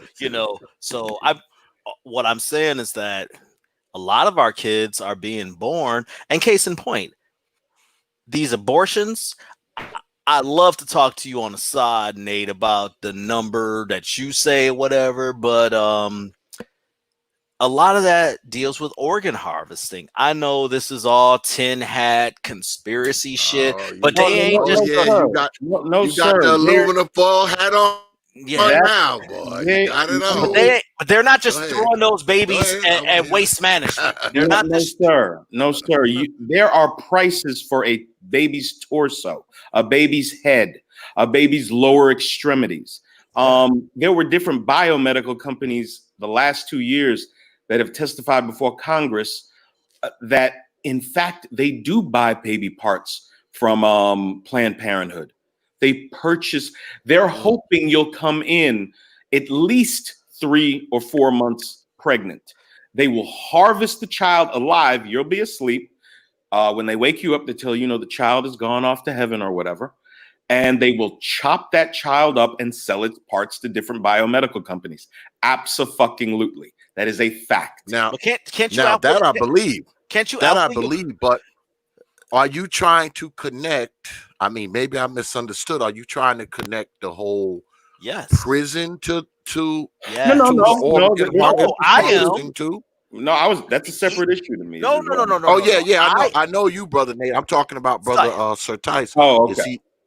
Are you trying to connect Are you trying to connect the prisons to How organ harvesting? How about this? No, not the. Okay, how about this? Let's look at the whole circle, and then I can't cite the exact study, but I promise you I'll get it to you. There are studies right now that are able to look at, or I read a study that blew me away. It said they were able just to look at the race of a kid or kids in a certain area and able to predict which ones would go to prison, which ones would be able to do this. And they just looked at the data based off of the family and the area and what have you. And it kind of blew me away, like, damn, how did they do that just with data? And they looked at that 20 years later, and they were pretty much within a 5% off. You know, they're like 5% off, which is amazing or whatever. Like what actuaries do for insurance companies. Exactly. You know, so back to your specific question, I'll be very pointed. Zave, here's what I was simply saying. If you create an environment that is full of chaos and ruckus or whatever, you're going to have your outliers, or as you say, your astronauts. I don't know any damn astronauts, you know, but, you know, see, I was listening. I work for NASA. You know, I work. My mother smoked 5 rocks a day, and my mom was a crack whore. Look at me. Right. I work for NASA now. But isn't it funny? Isn't it funny on that point? Isn't it funny how they'll look to those outliers when it comes to these conversations? I'm talking about, but those same outliers, them motherfuckers was every kind of L7 nerd, lame, whatever, corny ass term to these like a white boy. You talk like you ain't shit. But I knew talk like a white boy. You know, think you're white. You know, it's crazy how we do that, right? Man. And I don't mean to interrupt you, but it's all good, bro. It's great. Your show. It's crazy how we do that, where you take a guy who he was nerdy, you know, he might have grew up in the hood, but he liked books. Me? You know, he played the goddamn trumpet or some violin. Shit. You know, he was in the band. You know, he stuck with his grades. He left out of that fucking hood, went off to become something. But the whole time that he was in the band, playing the trumpet, playing the saxophone, and studying, they called him white boy. They called him geek. They called him nerd. They told him, oh, you think you're white. Oh, you think you're better. You think you're this. And they will take that same brother 20 years later, and they will say, oh, y'all say that about single mothers. I know this guy. Oh, his mom was a crack whore, and now he's a quantum physicist. Wait a minute. This up-and-coming quantum physicist, y'all gave the business his whole childhood. You ran behind him and gave him wedgies. You took his sneakers ain't nobody and threw him out the window of the bus. You know, that kind, because I went to high school too, and I saw these nerdy guys. You know, motherfuckers give them wedgies and shit. Motherfuckers take their sneakers off of them and throw them in the garbage. You know, that kind of shit. You did that to this so-called up-and-coming quantum physicist, and now you want to use him as an example of how people can come from a crack whore's house and become something. Hey, Nate, it's amazing. Nate, let me jump in real quick, because I know you feeding to say this. Let me say 2 things. You're exactly right, but I want to qualify 2 things. Because one pushback that you will get, not only in these spaces, but generally, it's like, man, it's not like that. Some of the dudes in the hood held those dudes down. I'm born and raised in Detroit, and that is absolutely true in one sense. On the flip sense, let me just say this. Excuse me. That's when there was a sense of community.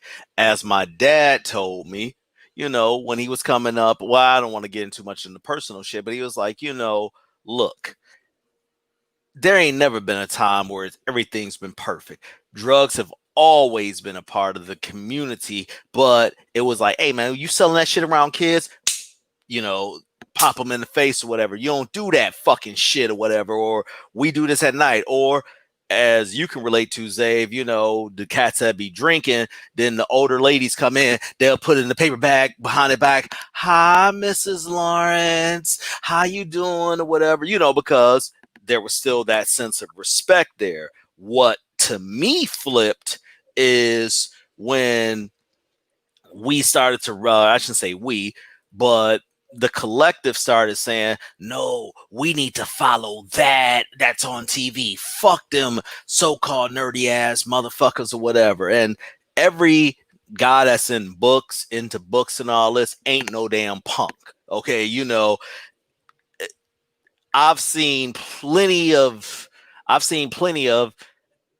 what do you say, astrophysicists, that was one of your terms or whatever, that have shot somebody and have gotten off because they've had a good record or what have you, because they got tired of being bullied. Now, I'm not advocating that kind of thing. What I'm simply saying is that, look, the community right now is just too goddamn influenced off of this pop culture bullshit, and it's gotten us nowhere. And we could just even look in our own modern pop culture since the damn Chronic, Straight Outta Compton. If you want to just say, I'm not saying it's those specific albums or whatever, I'm just saying if you want to look at the landscape of the land, I remember vividly pumping in an NWA Straight Outta Compton tape in my car. I said tape, right? And the chick's like, what the fuck you listening to that around a lady for? Whatever. I'm like, fuck you. I like this shit or whatever. Now the bitches will pop that tape in or whatever, you know, or whatever the modern equivalent is. So things have definitely switched, you know. There's no more romance. There's no this. That's why I kind of laugh at one of the other channels. It's like, where are the men who come with the romance table? Sweetheart, please. Y'all gave that shit up back in circa 1998. Yeah, to a great degree, these ladies have torn up the social contract they had with men. The idea that a man has obligations to women, to their family, to their community. They have demanded complete autonomy over their bodies, their vaginas. We have no role to play in any decision that they make. How dare you tell me to do what to do with my body? It's my body, it's my choice, and now it's 100% on you, sweetheart. Back up for a second. 100% on you. Back up. Say that. What does that mean? Talk to me like I'm a 5-year-old. What does my body, my choice, or whatever mean? What do you really think that mean, Nate? It means that you are to have absolutely no say in what I do, the decisions I make, the men I fuck, Ding, the children I kill, ding. the children I give birth to. You shut your fucking mouth, and I'm going to do what I'm going to do. And when I need you to come clean up the mess when I'm 37, 38, I'm 80 pounds overweight, and I want a child, I want a father for my children, then I'll come knock on your door. But until then, you keep your fucking mouth shut, thinking you're going to help me avoid all these landmines that have been set out here for me. You simply need to clean up the mess, sir. But wait, there's more. No, I love doing that. But wait, there's more. Brother Nate, what about the 37-year-old who actually, her body ain't like she was 22 years old, but hey, okay, so she got a 5-year-old, or a 10-year-old grandkid. She can still get in the club. No, I'm exaggerating for effect or whatever. But talk.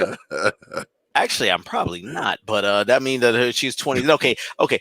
No, she's 37. She's a grandmother, but she can still compete. Her and her daughter in Instagram pictures. Talk about that. No. We talk.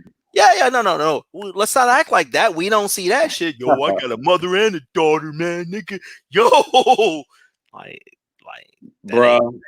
You know, we as black men, we have collectively, we have the lowest standards of any men in this country. We'll stick our dick in just about anything. We'll climb on top of the most obese woman. She thick. No, we'll climb on top of the most obese woman and just poke around for the wet spot. No thank you, bro. No thank you. I've always been a believer in quality over quantity. You'll never hear escapades of me, you know, knocking down 100 different bitches. It's just not me. If that's you, that's you. You go ahead and do that. But I mean, you gotta see it. I mean, because I mean, I drive around a lot and travel a lot because I don't just do work where I'm at. Sometimes I do work out of state too. I'll be in South Carolina. Sometimes I'm in Georgia, and sometimes I'm in Virginia. And I'll be around places, and I go to lunch at certain places, and some of those places, there's more black people there than anything else. And I mean, you see women, man. I mean, these hoes look like Godzilla, but they look terrible. Trailing behind them, 3 little Godzilla-looking children. So you know what that tells me? That tells me that somebody climbed on top of Godzilla, and if she's got 2 or 3 of them, it's probably multiple somebodies have climbed on top of Godzilla. Yeah. And it's like, I mean, and you can look at this woman. This woman is dressed bad. She got on a bad wig. She got an ugly face, and she don't look like she got much of a personality. And when I say she looked like Godzilla, I don't mean Godzilla's face. She looks like Godzilla's ass. But somehow she's walking with 2 and 3 and 4 children. I seriously doubt that the semen came from a turkey baster. I seriously doubt it came from a turkey baster. Nah, she got her a hobo circle. Yeah, you know what? Move in and eat all her children's snacks, and she can take pictures with him on Instagram, and he doesn't have to work. Drive her car around all day. And you have the insight in that world. Oh yes, very much, very much. So. You should. Plenty of accidents have done that. This dude is just the insured's boyfriend ran from police. The insured's boyfriend ran free into a car. The insured's boyfriend ran over railroad tracks and hit a curb. All the fucking time, dog. I bet there's a code. I bet there's a code for that, and they have sub codes. like 04. I should make up one. Yeah, and then 04. Yeah. I'm gonna tell you though, man. When we talk about this kind of stuff, people often say, "Well, it's proximity. You kind of get with who you're around," and I know it's some truth to that. True, but if all I had around me was hoes with bad wigs, they weigh 300 pounds. They got 2 and 3 and 4 kids already. I mean, if that's what I'm living around, I think I would have to change my fucking proximity, when it came for looking for women. Because if all I got walking around is a bunch of 300-pound baby mamas with bad wigs and ugly feet and goddamn badly dressed. I mean, that's all I got around me. I think I just have to I think I would have to do something besides say, you know what, this is all that's around me. So let me go ahead and climb on top of Godzilla and not try to get a pregnant. I just don't. Don't think. I'm born and raised, and I'm go ahead. No. It's extension because I'm laughing as I'm trying to say this shit. I'm here. I'm born and raised in Detroit. Had a pit stop in Minneapolis. Moved to Atlanta. Now I'm in Miami, Fort Lauderdale. So you tell me, in other words, and then whenever I go back home, because home is still Detroit or whatever, dudes are like, and I'm not trying to shit on the hometown. It's got some fine bitches. Some, but some of the dudes are like, "Yo, man, what you think about up in here?" And I'm like, "Y'all are serious, right? Are y'all serious?" Let me go up to the bar and shit. I'm just saying, man, the quality is like, fuck that. Get the fuck out. Well, I mean, that's what happens when women genuinely feel that they don't need to compete for anything. But hold on. Hold that thought. Hold that exact thought. I don't want to make this too much about social media. I'll occasionally go on once or twice a week, and I saw a stat, and it's a brother who's a party promoter. So he's from Detroit. So he's got a bunch of things or whatever. And he posted a stat, and it was one of those little copy and paste from some shit. And it was basically, it said, black women are taught to come up. Give me a second. It was something that was black women are taught to come up to fight their man versus being compatible or learning with their man. True or false? It was something like that, right? Along those contexts, right? And you get all this, well, look at what we got to deal with. Look at what this, it was all that bullshit. So I came in and I said, I tagged the people. I'm like, what you have to deal with, who did you choose? You're free to go or whatever. And then it's mostly a bunch of slovenly motherfuckers or what have you, and I'm like, okay, you saying, well, I'm a queen and I deserve the best type of man. I said, sweetheart, I know nobody has told you this in social media. I'm going to tell you in the nicest way I can say it or what have you. Do you seriously think that if you took off all your clothes in front of fuck it, we'll just say a person that makes over $150,000 that they would be impressed? Fuck you. Who the fuck you think you? I'm like, whoa. I'm just, you saying that, it puts me in the mind of something that that fucking brother Obsidian says all the time.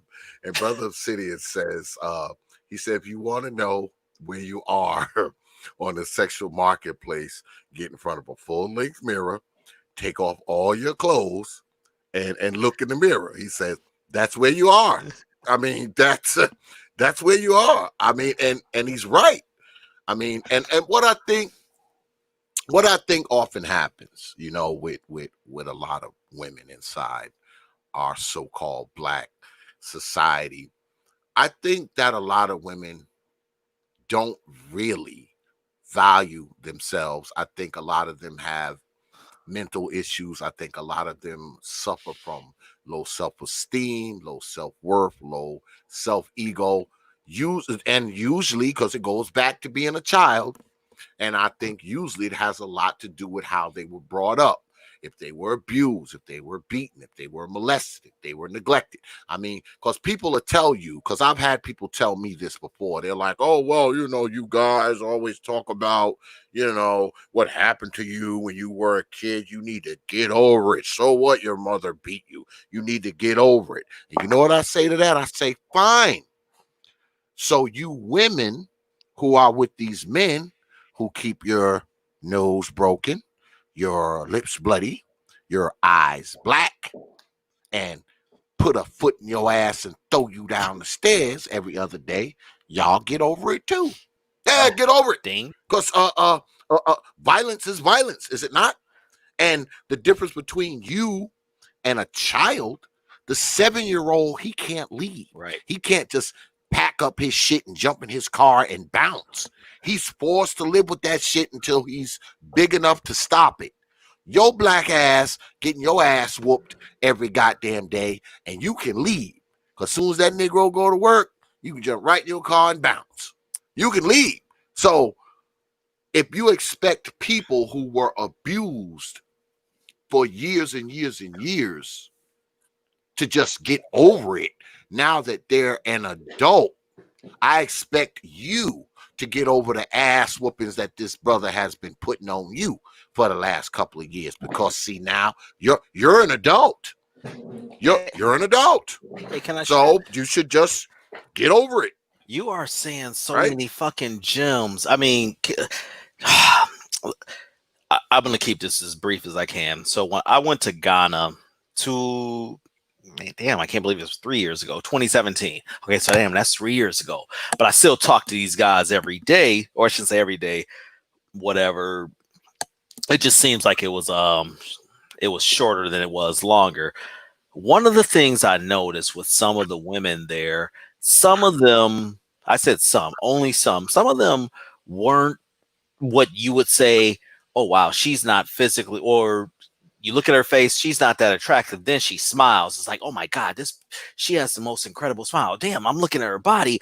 Oh shit, this body is out fucking cold. Hi, how are you? Welcome to Accra, or what have you. she's all pleasant and showing you, and next thing you know, her disposition is just so pleasant. You're like, damn, okay, I'm looking at her on a different standard.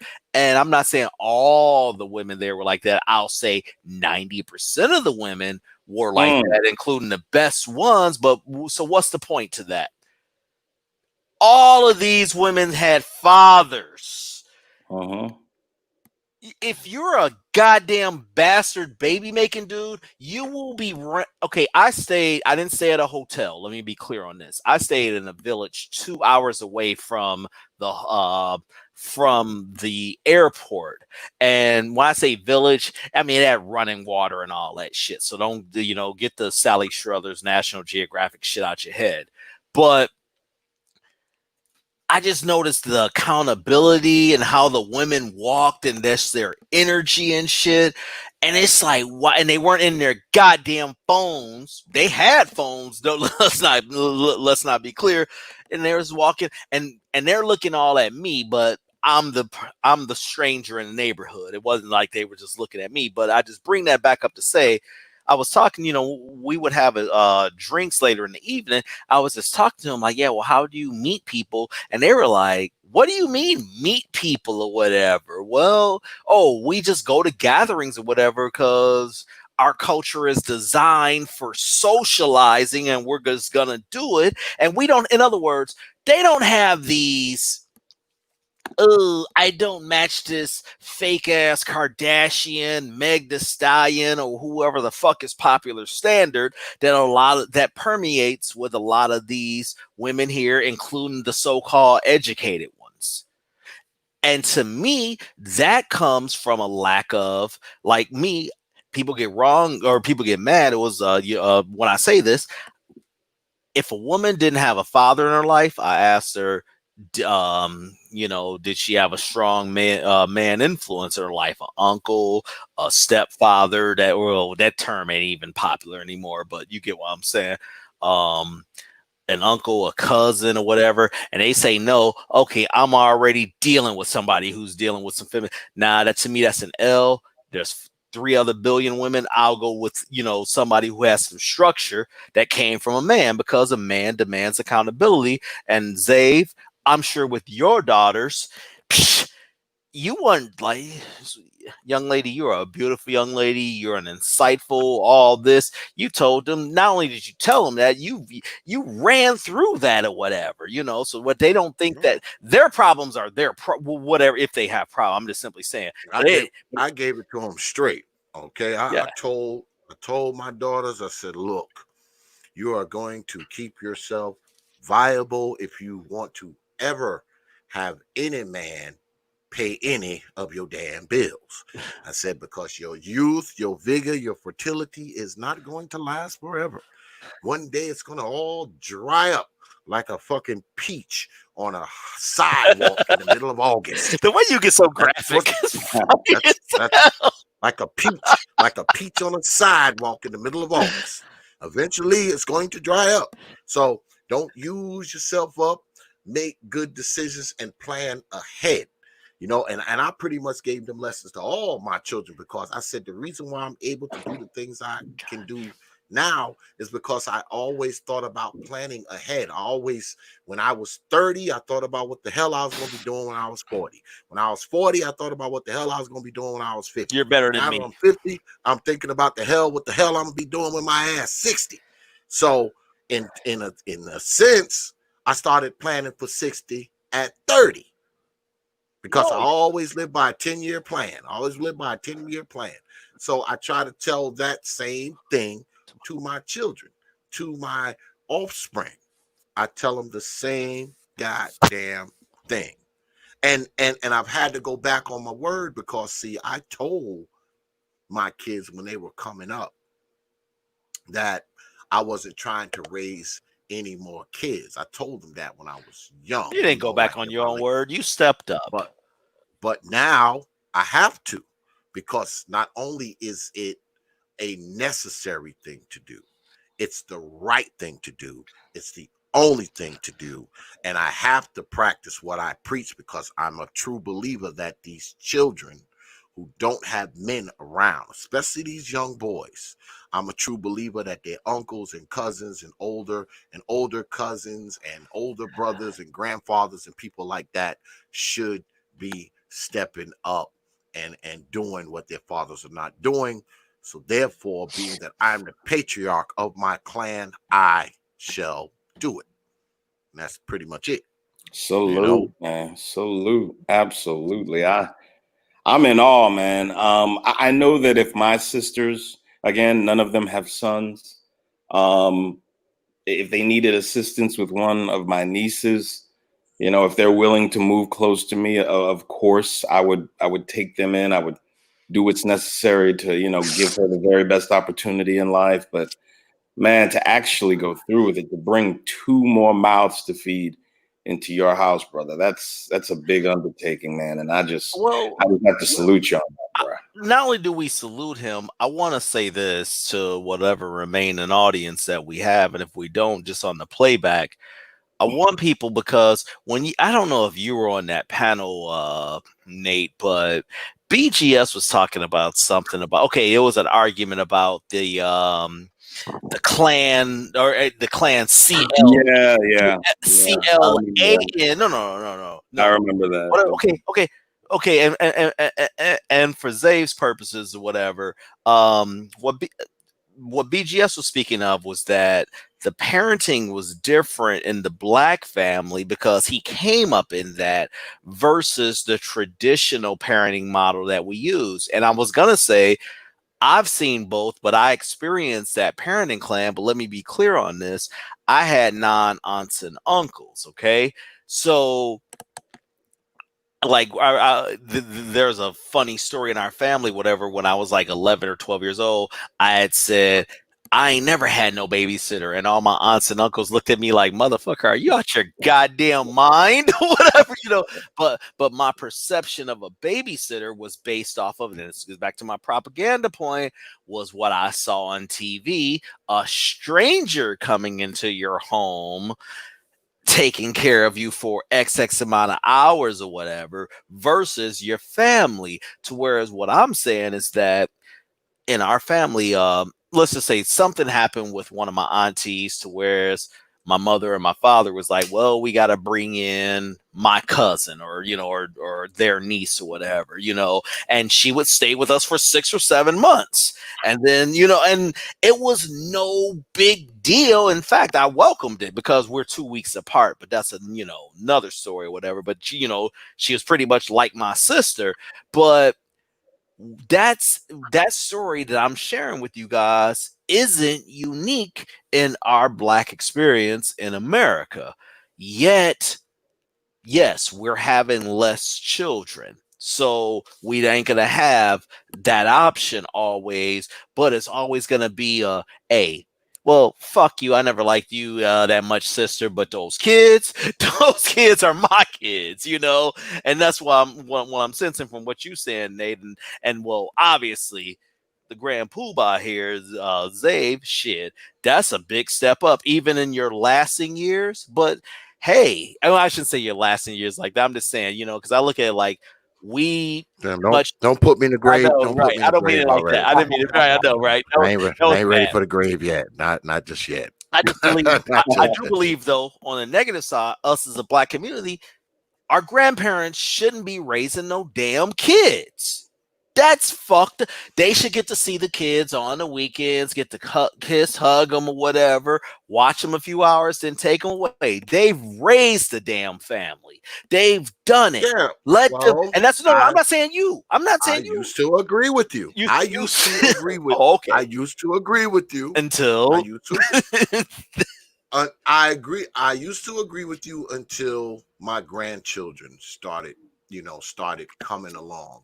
And because I have 5 grandchildren, because I got right. I've heard kids. I got 4 kids, so I have 5 grandchildren, and when they start coming along, and I guess it made me evolve. I kind of hoped that I wouldn't have to raise any of them, but I think I'm satisfied that I only have to take on one. I guess I'm using that as a justification for my evolution, if you will, that I only have to take on one. And it's not like they wanted me to take, because I could leave these boys there if I wanted to. Your conscience I'm lets you do that. Yes, I'm stepping in Right. and saying they need to come stay with me. It's not like they're saying, "Oh, here, take them." No, they're not doing that at all. I'm stepping in and say, "Hey, look, they need to be living with me." That's basically what it is. So I guess I'm more for it because I'm initiating it, as opposed to, somebody just kind of pulling up and being like, "Hey, Pop, here's the baby," and jump in the car and take off. It's not that kind of deal where they kind of put the baby on the porch and ring the doorbell and jump in their car and take off and shit. It's not that kind of thing. I'm initiating it. So I guess I'm more for it because I see the need for it. I see the need. I'm considering the audience and what have you. And that's why I'm trying to make these stories like this. And thank you. And just to chime in to you, what you're saying, Zave, is that one of my homies, he's I shouldn't give details, but let's just say he's retired from public service or whatever. And he moved here with an injury, and he's in his early 40s. He's got a wife with 2 kids, but he has a son who's older, and his son is now here. His son did at 16 say, "You know what, Dad, I can't live with her anymore. Can I please live with you?" And he texts me every day, "Man, I'm just so glad my son is here with me, man. I cry every day." He's like, and by the way, this ties into what Nate said in his impassioned preamble or whatever, when do you hear a brother this passionate talking about his kids or whatever? He is like, "Man, my son, whatever, is here again with me, man." He's like, "But this dude lived with his mother all these years." I'm like, "Hey, go cut up these potatoes or whatever." And he's cutting them up. And I'm like, "Dude, you got to peel them." And he didn't know how to peel the potatoes. And I'm like, "Wait a minute, what the fuck?" I said, "So what's the point?" "Oh, wait a minute. You mean these modern women ain't even cooking or whatever? Like traditional cooking? Don't even know how to peel a potato?" I mean, they can play this super mom. We're the most educated. They're not most enrolled, but we're all this. It's all a fucking facade. It's all just for immediate gratification, and that's what just pisses me off. You talk about this education, but your kids are the worst, as you guys rambled off the statistics, with the prison, with this. When you look at the commonality, there's no distinction between the statistics, but somehow they're the different ones. So when I hear an impassionate brother say, "I got to show my 16-year-old son how to peel a motherfucking potato," he's like, "But I'm happy about it." And it's good that he starts. At least he's starting. He's 16, but at least these manhood lessons will start. Better late than never, bro. Better late than never. Yeah. And he'll learn more from you in a week than he'll learn from his mom in a year. I'm a true believer that, even some of the dudes who people have labeled as ain't shit dudes, You're right, dusties, and all. You're right. All this kind of nonsense. No, I think these dudes will be better fathers than these women are mothers. And a lot of these women have 3 and 4 and 5 and 6 and 7 kids. You can take a brother who this is his first kid, and he'll still be a better fucking parent than this fucking woman who's had like 9 of them. I have one word answer. You know why? You know why, Zave? You know why? You know why? Men have accountability. We have to answer to something or someone or whatever. Women, it's my baby daddy. It's this. It was my landlord, or I didn't get this. Men, hey, well, why didn't you figure that out? All men, we have to be accountable for something. Yeah, we have to live according to a standard. That's why I say what I say. Yeah. Shit, your damn kid will be better off with you living in the woods, living in a tree house that y'all built with freaking banana leaves over your damn genitals than he would be living with his old mammy in a mini mansion. I mean, that's just the truth. He'll learn more coming to see you on the weekends in that tree house, with y'all both wearing freaking leaves over your genitals and hunting your food. He'll learn more with you in that. In those 2 days he there with you at the tree house, he'll learn more with you there than he will at his mama's mini mansion for 6 months. Just being at your tree house on the weekends. You know, he come and visit you at your tree house every other weekend. He's learning more shit there than he learning at mom house. You got something? She live in a mini mansion. You got Nate. Nate, you got something? No, man, I'm good.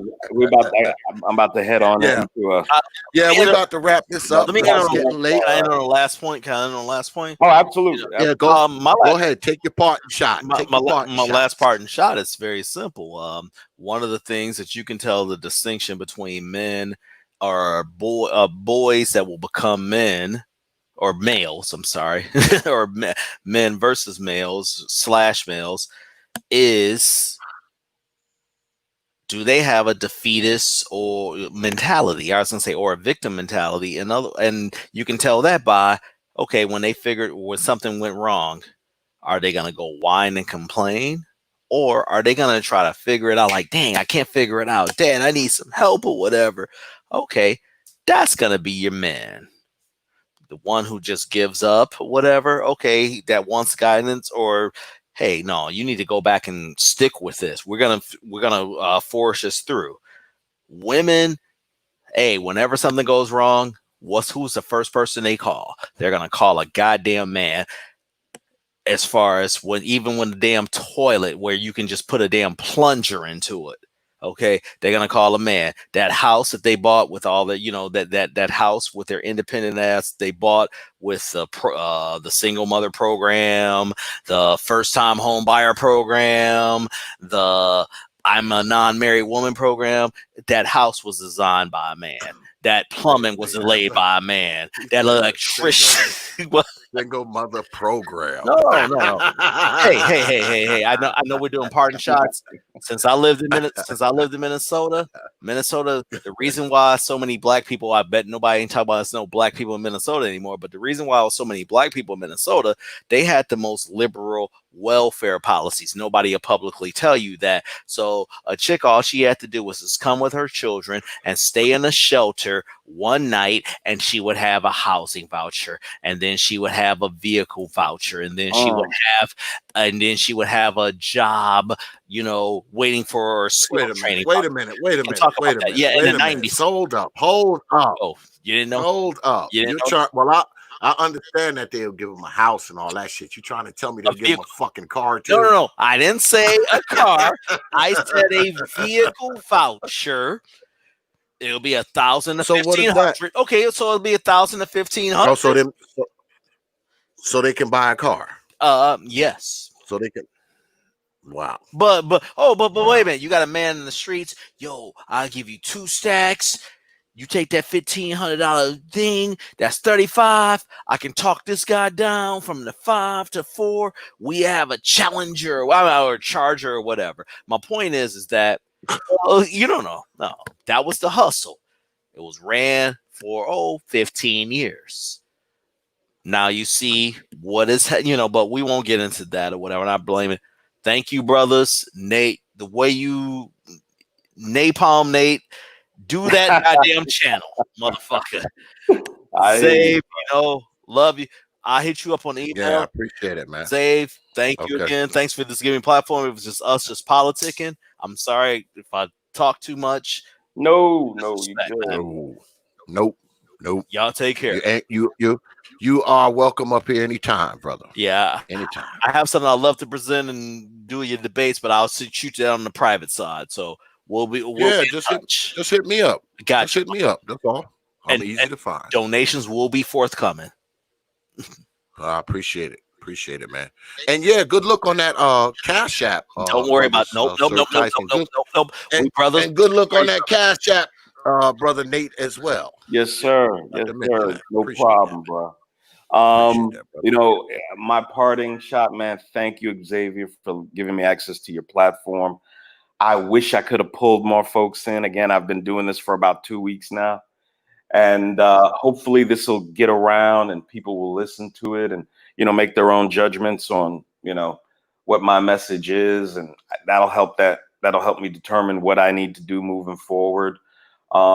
Just a regular brother story, nothing special about me in particular. Man, thank you.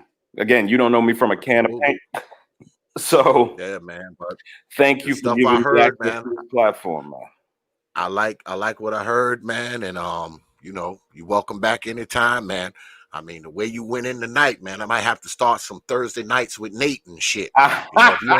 If you we can talk about it. I like that. If you're not gonna start your own channel, goddamn it, I'm gonna have you on this goddamn channel. Hey, he could just reappear. Right, he could just reappear and be like, bullshit. Thursday nights with Nate and shit. Holla at me, dog. Holla at me. Yeah. We gotta talk about it. Yeah, I got you. We'll talk about it, man. We will talk about it. I appreciate you, though, brother. I do, man. Salute, gentlemen. I do. I appreciate it. All right, I'll see you brothers on the other side, man. And once again, peace. Appreciate it. Yeah, man. Brother Nate went in tonight, man. I mean, but he always go. Oh, hold on. Let me turn my damn camera on. God damn it. Hold up. Let me get my face ready so y'all can see me. I want y'all to see me looking all ugly and shit. Yeah, brother Nate, man, went in tonight, but he always does. Brother Nate goes in, man. Brother Nate goes in. I like that brother, man. He needs to start a channel. He do. Brother Nate definitely need to start a goddamn channel. I'm gonna stay on him about that shit, man. You need to start a channel.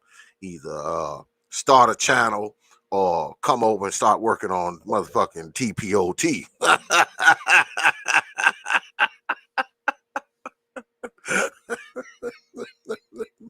Either start a channel or goddamn it, come to work for T.P.O.T. out this motherfucker. Told you it's gonna be Thursday nights with Nate. It's either that or it's gonna be the LILBIGNATE channel. One or the two.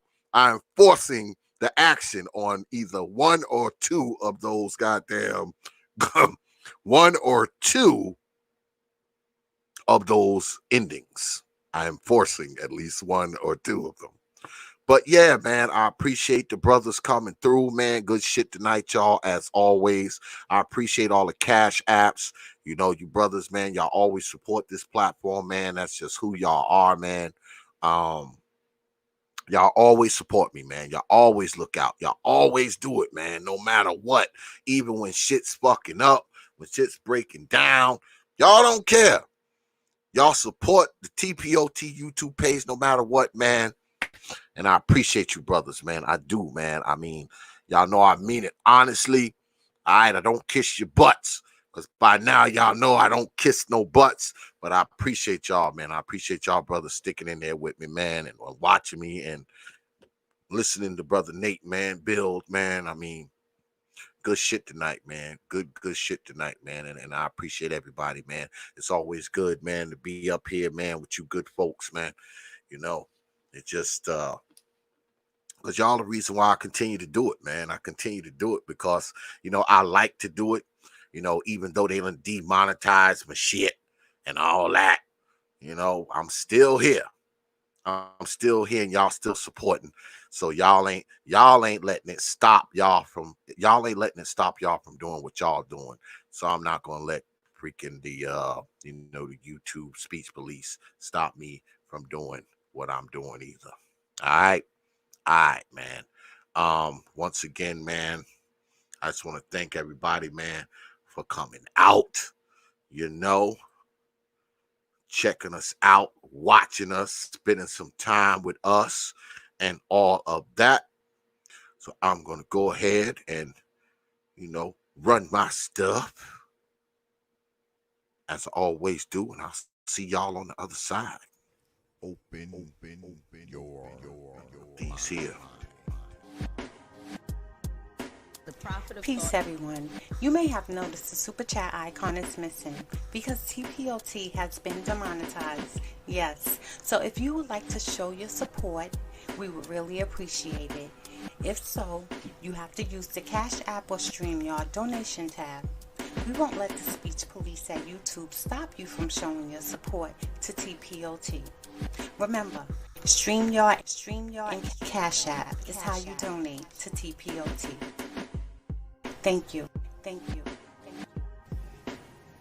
And one more thing, folks. Kiss my black ass, YouTube.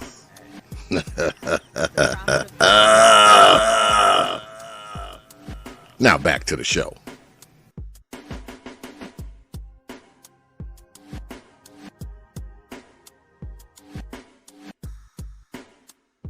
You know.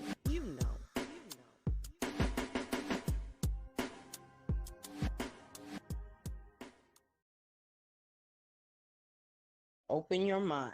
Hey guys, T.P.O.T. on Facebook, Instagram, and Twitter. But you knew that already.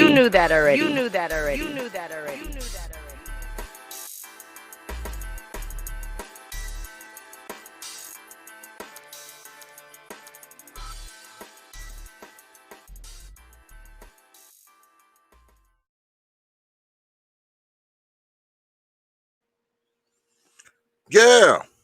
So we're gonna wrap it up. So once again, I want to thank everybody for coming out tonight, man. I want to thank brother Sir Tice for coming on tonight. Also, my man Cool Gent and the guest of honor, Lil Big Nate.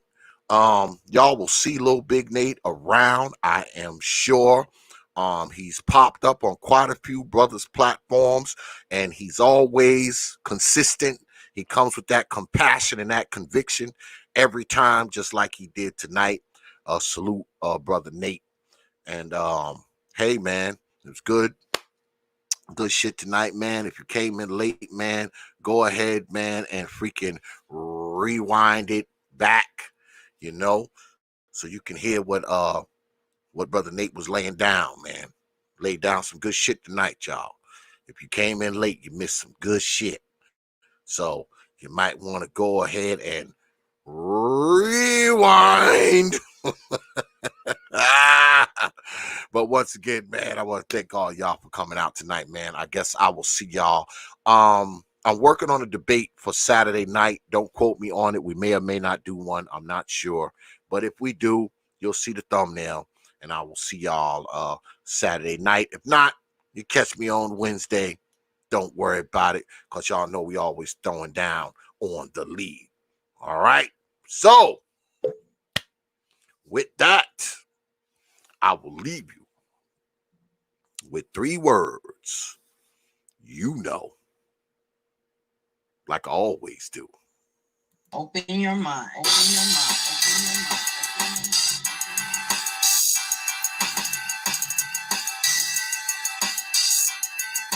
The prophet of thought.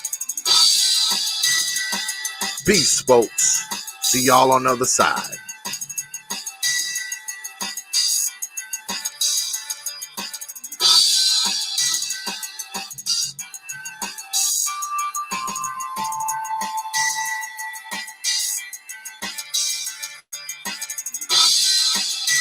Open your mind.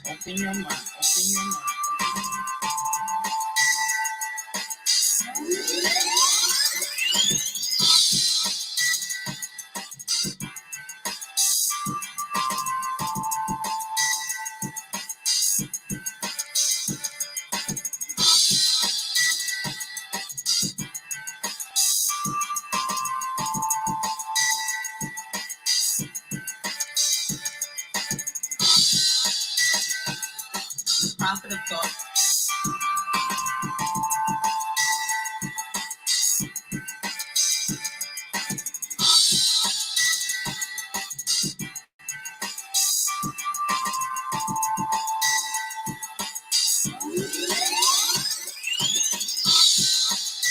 Open your mind.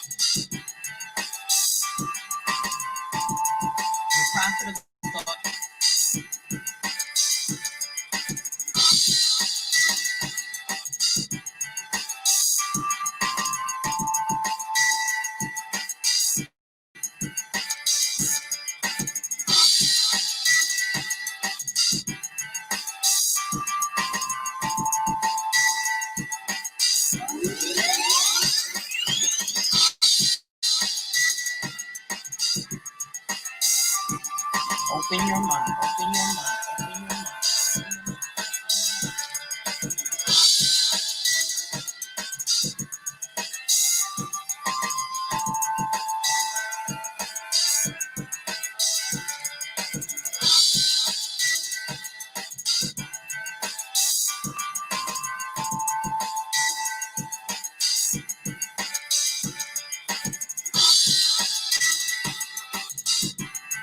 The prophet of thought.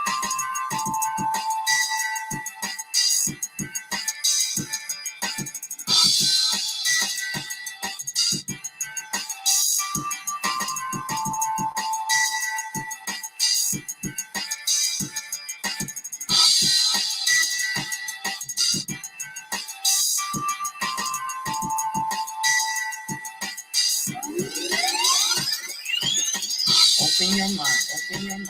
Open your mind. Open your mind.